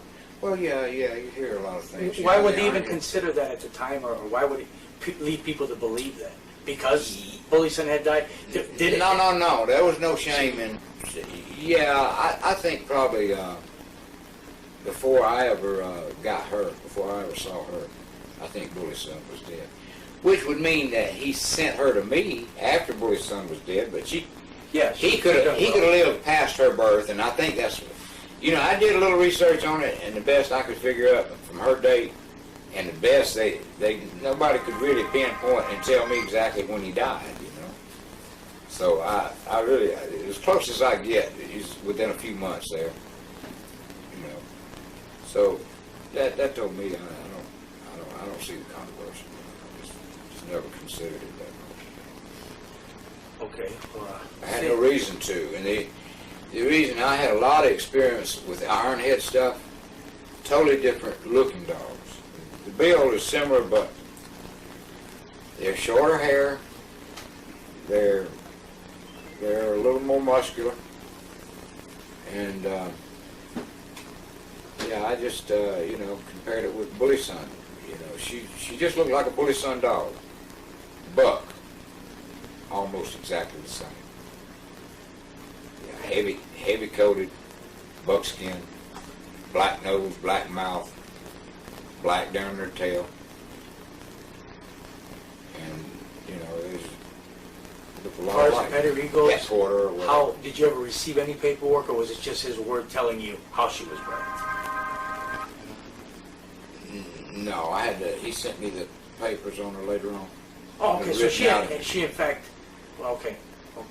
So Yeah, she was registered before you had her, or you're the one that went in and registered? No, he sent it to me written out on a blank pedigree, written out in his handwriting. You know, the sire and the dam, and So what they say about him, you know, not registering dogs and wouldn't pay the fee to register dogs, that it was basically like you said. yeah. I don't, you know, I don't think he would. Would you recognize Maurice Carver's writing if you saw it? Yeah. The reason I say that, I've collected over the years people that have certain dealings with him, and just like you say, I've written down, and they're allegedly said to be from Carver, but I've never known somebody that can actually maybe decipher his writing. He printed some. Let me tell you, the other ones, I've got 3 of them, and from 3 different parts of the country, and they all have the same writing.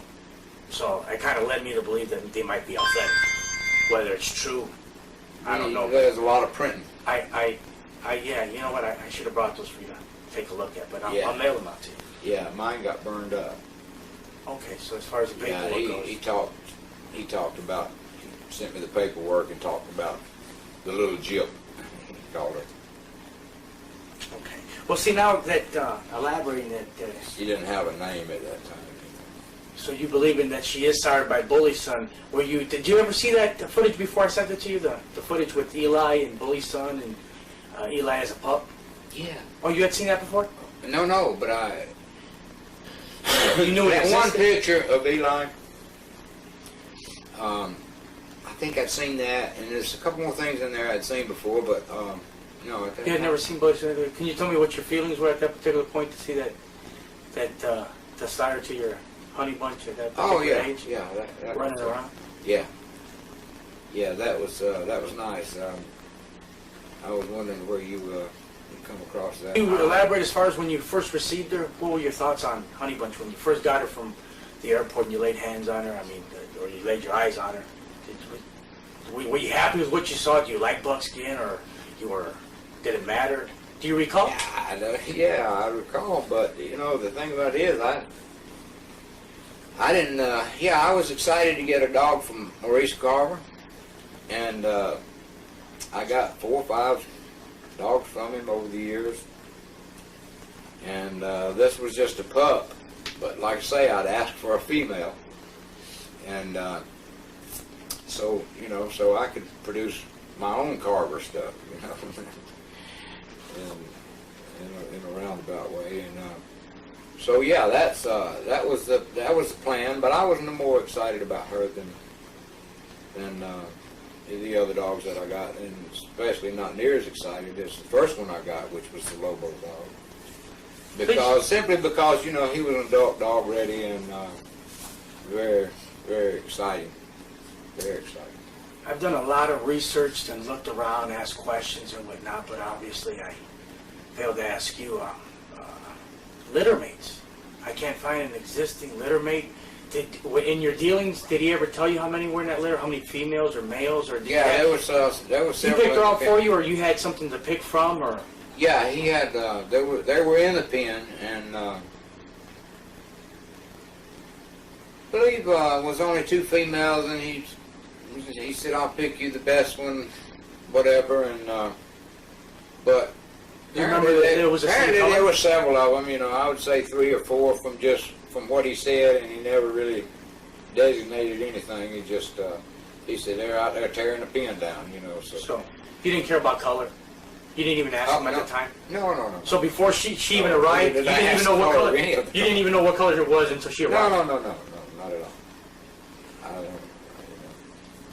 I don't know. Who named her? I named her. Okay. I named her. Kind of young, just after the song Sugar Pie Honey Bunch, and also Sugar Pie Honey Bunch. Oh yeah, big. Yeah. Who sings it? Who does it? I'm just curious. In Motown era, Honey Bunch. I can't call them. Maybe the Four Tops, one of the old groups. But also, when I got interested in the pit bulls, I started reading the books, and I first got the Colby book. You know, that was about the first one you had access to, you know, if you were interested at that time. And in reading that Colby book, I was just going through it and looking at the dogs. There was a dog in there called Colby's Bunch, and half-brother Twister, and I think they were probably all off of Colby's Pincher at the time. So, you know, and I was just impressed with that dog Bunch. And I'm thinking I'm going to put Bunch in there, and then I heard that song Sugar Pie Honey Bunch. It was a big, you know, hip-hop song at the time. And so she got her name.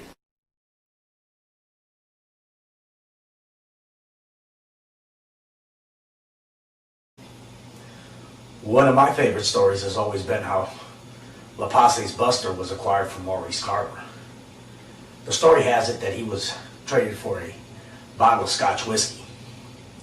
The time frame, he's sired by Bully Son out of Arts Missing. That would command a high dollar. So I did a little research and asked around, and Jack Kelly tells a better version and tells the story a lot better. John Chiver and I were pretty good friends, and Chiver had just come back from the show out there, and he stopped by my place. He said to me, he got a dog of Carver. I says, oh yeah, which one? He says, oh, he's got Bully Son and Arts Missing. I said, oh yeah, no kidding. Well, of course, it was I think I counted 37 pups out of that particular litter at one time. But he said, no, this dog's name is, picture up there, what's his name? Buster, La Passe's Buster. So he says, I've got Buster off a Carver. I says, no kidding. I says, pays a lot of money. John, you know, wouldn't go for a spit. He didn't have a lot of money, and he didn't want to spend any money for it. I says, how much? He said, I got him for nothing. He said, well, not really for nothing. He said, but we were standing out in Maurice's yard, and he was going around looking at all the different dogs. And two drunks come up and said they wanted to buy a dog. And they said, we like this one here. How much do you want for him? And Carver said to them, oh, he says, gee, you're just a little bit too late. He says, this is Mr. Shiver. He's from Florida. He just bought that dog. Oh, okay. So he finally got rid of him. And he says, he just bought that dog for a good bottle of scotch. So they left after a while, breaking their shoes, you know, and Carver said, can I borrow your car for a minute, Maurice? He said, sure, where you want to go? He said, I just got to see. He run down, he bought a bottle of Shiva's Regal, and he come back and he says, here's the dog. And he put the dog off the chain and put him in the car. So Maurice just laughed. And that's how he got Buster. And then, oddly enough, John Shiver dropped dead 2 weeks later. And Lopasse run down there and picked up the dog and took the dog back to North Carolina, and he dropped dead 2 months later. So I said, well, I wouldn't want to be the next owner. Next owner of that dog. I'm getting too old.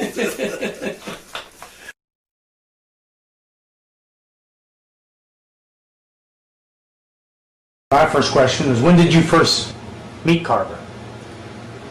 I would say it's in the early 50s. I would say between 53 and 54.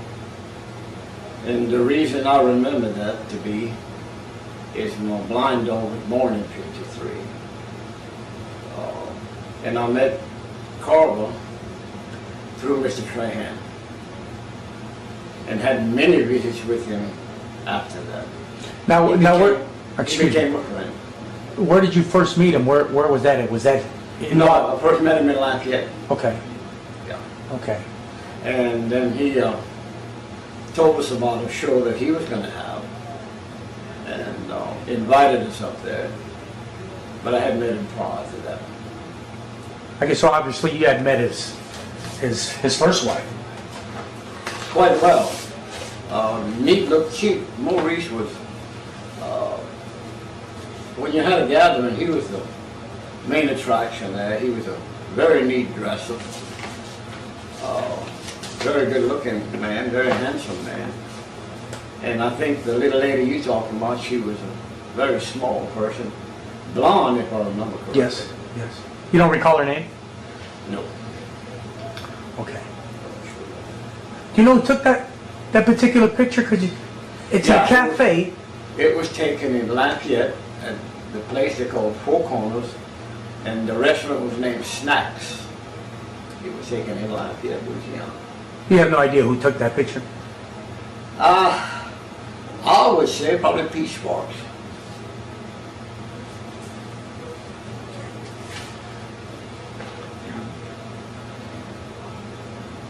I guess, who would you say was Maurice's mentors?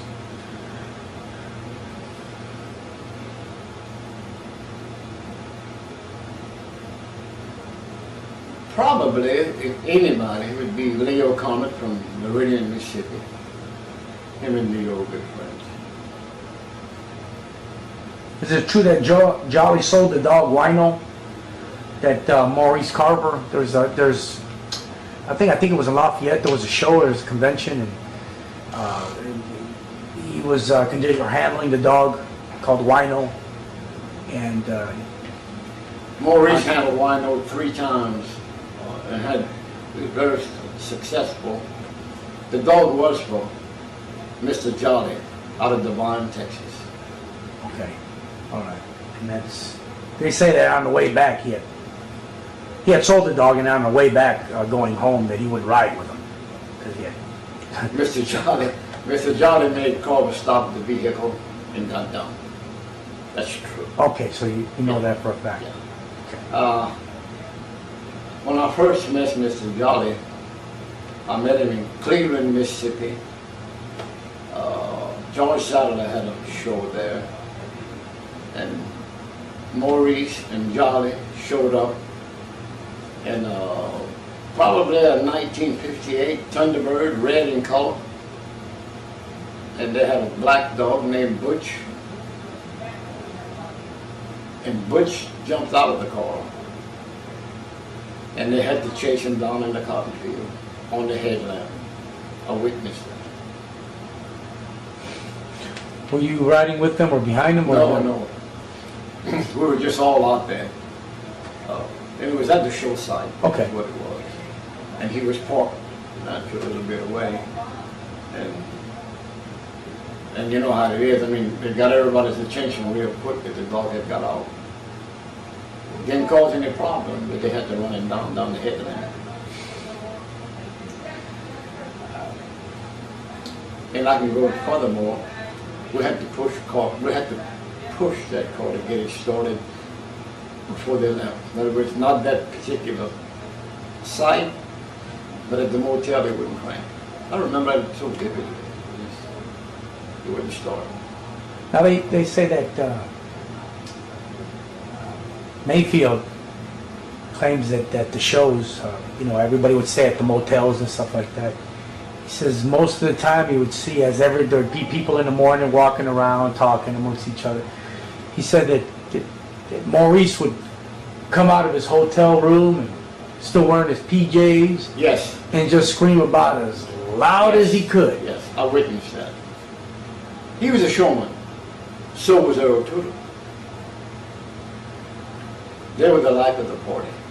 Now he'd just be screaming. Carver had stories on the end. He was in the military and did a good job, I understand. And he did a lot of different things. And he really, because I was young at the time and listened a lot. Carver had some hell of a stories. Yes. Interesting man. Can you describe his second wife, Pat? I knew Pat probably best out of the two. I met Pat when she was very young.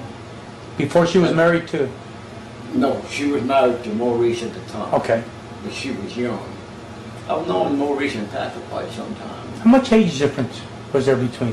Pretty good margin, but I couldn't say how many years.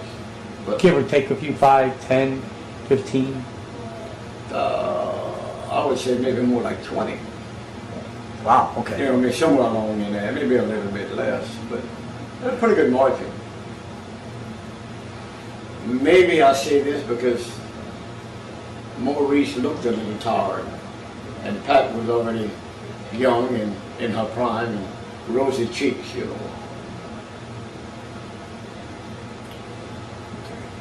Who would you say was the better? Who would you like better of the two? It's a little hard to say. The first lady had a lot of class. Very short, very neat, good looking, very, very snappy dresser. And Pat was a little more kicked back a little bit, more like us guys, in other words. She blended in maybe a little better with the dog people. I enjoyed Pat. She had a nice dog too. That stomping all the dogs was hers, and she raised that from a pup. And I think he went on to have pretty good luck with him. Is it true that she ran away with Maurice's yard? Yes, Mr. Stevens. Dave Stevens? Yeah. They came to Lafayette, Pat and Stevens, with a friend that I had, Richard Fisher from the Bayou. And Richard had purchased a dog from them named Scrap-On. And they had a little show there. And Pat really went overboard and extended the wagering part way too much.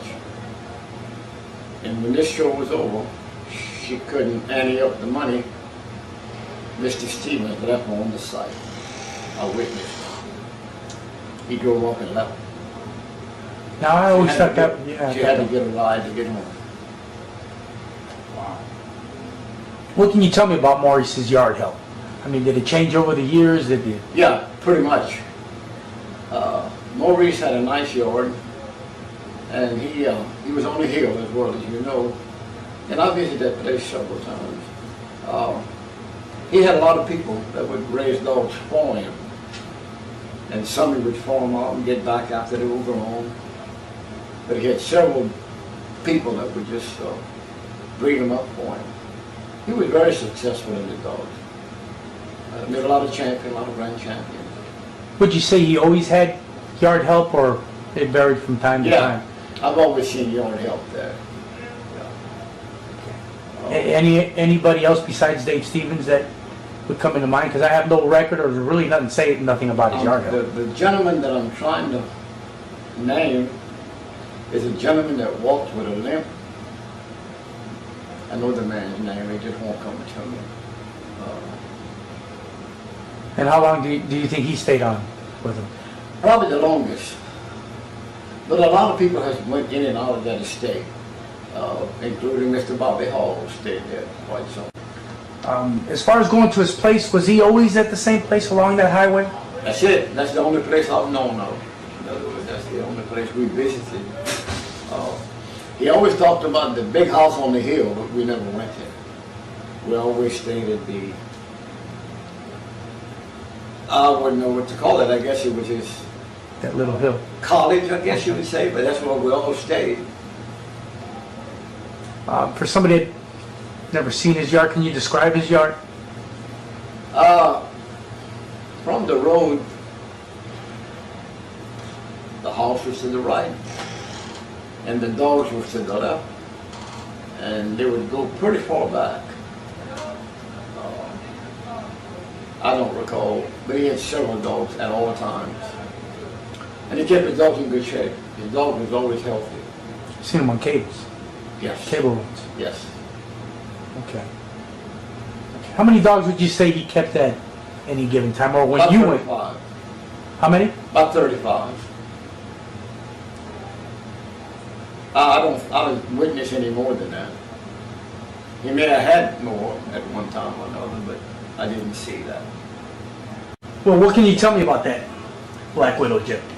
She was, so I was told, that she was really an outstanding female.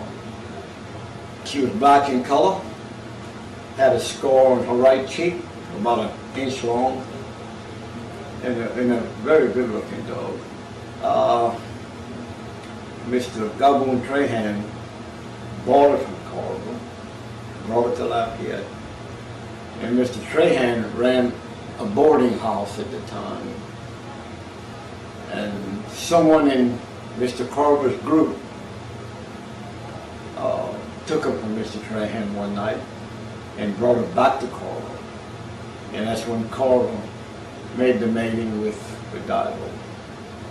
But actually the owner would have been Mr. Trahan. Is that where she died? Was on Maurice's yard because she was never recovered? I would think so. No, she never came back to Lafayette. Well, some say that she ended up some way back on Earl Tudor's yard. Well, she may have. No, I couldn't say that. She may have. That I don't recall. Wish I could be of more help with that, but I can't. Are you familiar with... There's a story, I've actually took it out and got the newspaper clipping, but there was that thing where Maurice Carver killed a man in self-defense. Yes, I recall that, yes. Matter of fact, after that incident, he moved in with Leo Kennard. He moved in with Leo Kennard? Yeah, at Meridian, Mississippi, and Leo was a bootlegger at the time, ran liquor, and Carver helped him with that. And I don't recall how long Carver stayed, but he did stay there some time, because I visited them both there. Well, speaking of his... So so would you say those were amongst his closest friends? Yes, I would think Leo and Maurice and then Jerome Hernandez and the gentleman from Lake Charles, Roland Fontenot. Yeah. I believe he just passed away. There was Roland Fontenot, Jerome, Jimmy Wimberly, and Earl. It was a pretty good group. They did well. Can you describe Maurice, if, in case you never seen him? How would he be dressed at these shows? Well, at home, he did like Bobby Hall. He was red out of his pajamas. He wore some very fancy silk pajamas with his initials on them, you know. And when he did go out in public, just very neat, very rich looking. He was a handsome man. Always stayed well kept when he was in public. At home, it was a different story. He stayed in pajamas a lot. Too much, really. Pajamas and boots. Pardon? Pajamas and boots. That's it. Yep. Yep.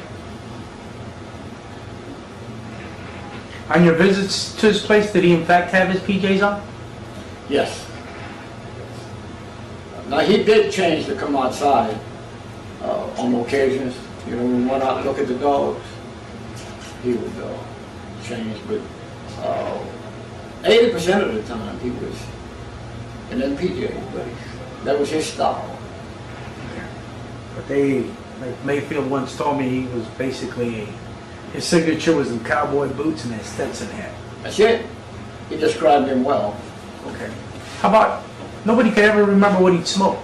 Remember his brand of cigarettes? No. I think, talking about smokes, Leo Conrad had the best setup. He had all brands of cigarettes, all brands of cigars. And I've noticed that Carver would switch from one brand to another. But at home, I really couldn't say because I personally never did smoke, so I didn't know. I focused more on the dogs. That's what I was there for. You ever do any breedings? Pardon? You ever do any breedings or trade any dogs with Maurice? No, but I gave him several dogs. I gave him several, and so that I gave Leo several. Did he ever give you any? No. He came home to breed, though. He bred to my blind dog. He brought up. He was, at the time, had a friend that was high up in the Air Force, and I don't recall the rank. But that gentleman had a buckskin female that called a North Tilapia to breed to the blind dog and produced,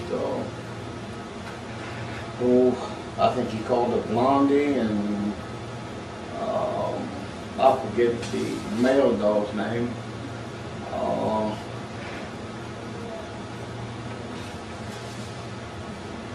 Got away from it right now. Okay. The last thing I did for Maurice was I gave him a little red female that I had raised in a blacksmith shop to give to a friend of his. He had a friend, Mr. Maurice Coyne, who was a chicken man. And the little red female was a full sister of Spook that I gave Jerry Clements, which was Bodison in his mom. Hey, you mentioned the chickens. What can you tell me about the chickens? Nobody can really tell me that much about it. Well, Maurice had some nice chickens. The last breed of chickens he had was some white chickens. Now you was asking about Maurice's chicken? Yeah. Yes. Yeah, he was a good chicken man. Him and Jolly both. They won a lot of derbies. And the last chickens were white, and I'd like to. I know the name of the chicken. It just got away from me. Okay. I can't think. Would he have a lot of chickens at his place? No. No. Didn't keep a lot of chickens. Not that I witnessed. If you can go back and breed to any of those Carver dogs, not your own, Carver dog, I'm just interested to hear what you would Pardon me? I didn't know of any true Carver dog that he had.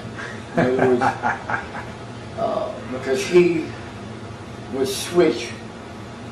Whatever was hot at the time, he would get on that bandwagon.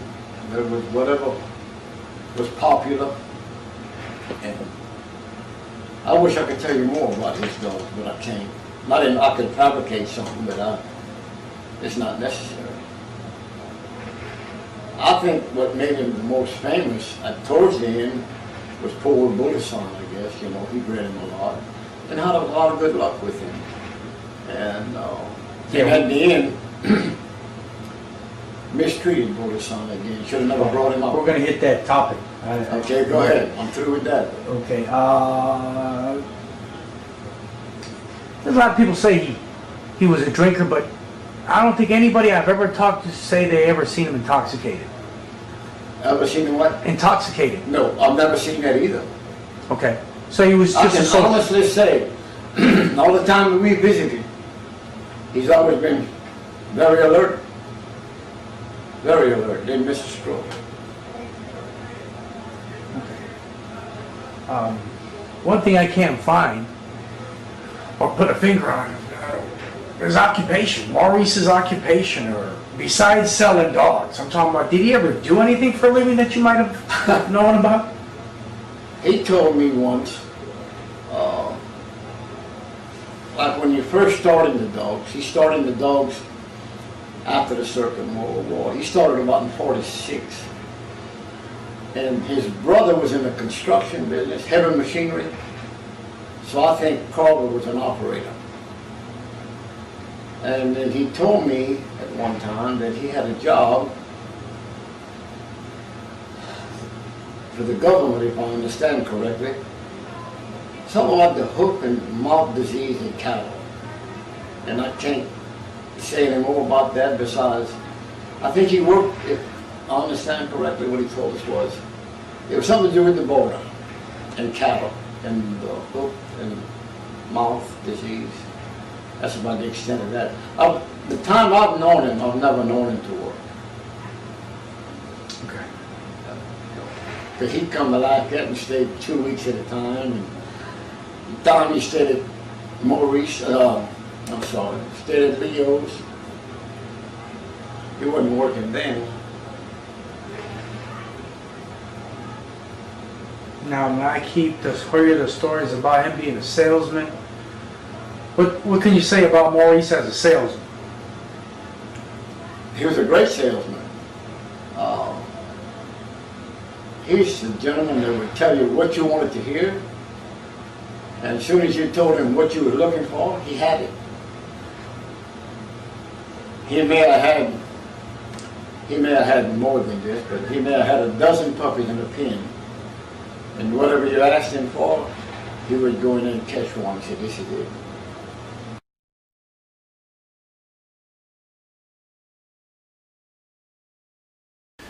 Maurice was a peculiar fella. His heritage was French, German, Spanish, and I think Dutch. I'm not sure, but I think Dutch. He spoke of his heritage several times, a number of times. I'm pretty close, right about in there. But I know I've heard people talk about his blue eyes. Maurice had black eyes. He didn't have blue eyes. Maurice was a black-eyed man. And it was strange hearing different people talk about Maurice's blue eyes. And for him to be such a black-eyed man and read and hear people's stories talking about him that way, in a sense of, there's so many people that just didn't know Maurice at all. They didn't know him at all, and especially the people of today. The very few that really knew Maurice and knew him for the real person he really was. This friend of mine, Creel, J.C. Creel, in San Antonio, he was a man in the game, and it was real interesting the way he appeared in the game. And he was the man that trimmed all of Maurice Carver's ears, all of his puppies' ears. And Maurice never did give him any credit for that. Maurice always capitalized the credit when someone would ask him, do you trim those dogs' ears, or does a vet trim those dogs' ears for you? Beautiful ear trim dogs. Maurice would always rear back and say, oh, I do it myself, and let the mama lick them dry when they're 3 days old.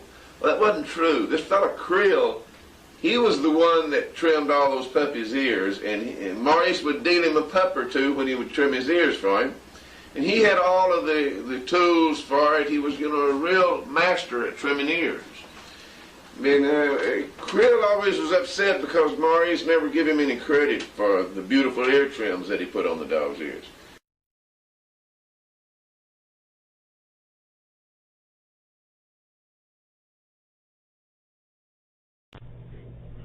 As with so many breeders, James Crenshaw had much success with dogs directly from the yard of Maurice. A legendary breeder in his own right. James Crenshaw started out with a few dogs from Maurice back in the 70s and never had to change up his breeding program. Here he can be seen giving us some few choice words to live by, the secret of his success. I'll make sure they're 100% healthy. And good exercise.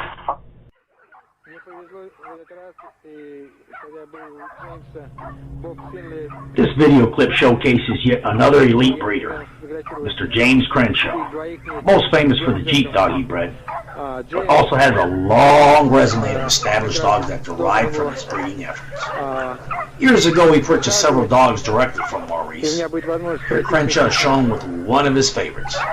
This is an excellent example of descendants down from the few dogs he acquired decades ago. This is Blackjack. He is a cross between the Rascal dog and the Honey Bunch dog with a little bit of Red Boy thrown in for good measure. Blackjack is an excellent example and a terrific representative of the Jeep Red Boy Rascal line. James Crenshaw is now currently retired and deservedly has a spot in the Dogmen Hall of Fame. Without James, there would be a lot of holes in the pedigree of our dogs today. So James, here's to you.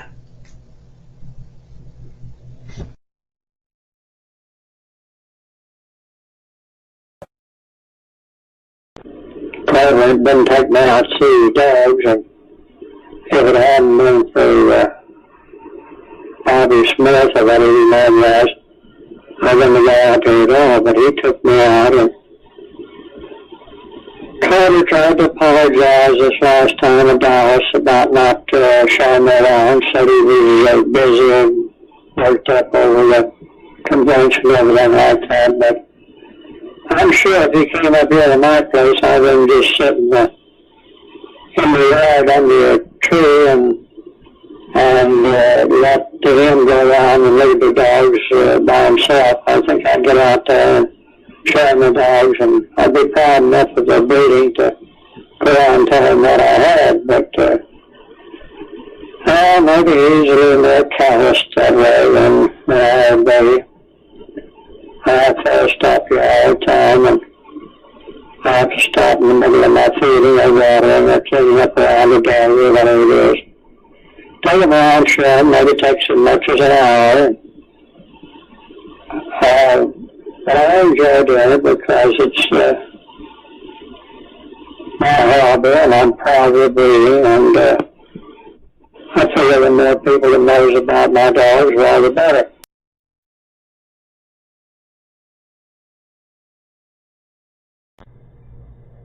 As we go pay our last respects to Carver, I can't help but think that it wasn't but 2 days after Carver had died, and his home and yard were left empty, completely empty, looted by people who came looking for keepsakes, mementos, and souvenirs. No one can tell me who ended up with Maurice's remaining dogs. They were probably looted as well. There's a lot more to Carver than what this documentary shows. What most people don't know is that Maurice Carver killed a man in his home in self-defense. Maurice was in the armed forces and was very well schooled out in hand-to-hand combat. As I go to pay my last respects to the one they call the San Antonio Rose, I can't help but feel his presence lingering by. Most everybody I spoke to that really knew him spoke about his true gift, the gift of clear vision, the ability to be able to see something in a short time. He could see things others couldn't. I believed them. If the fraternity decided on celebrating the birthday of one of the most influential breeders of the past century, the list would be great. But rest assured, Maurice Carver would probably be among the top 10 on everybody's list. If it were up to me, November 2nd would be declared a national holiday.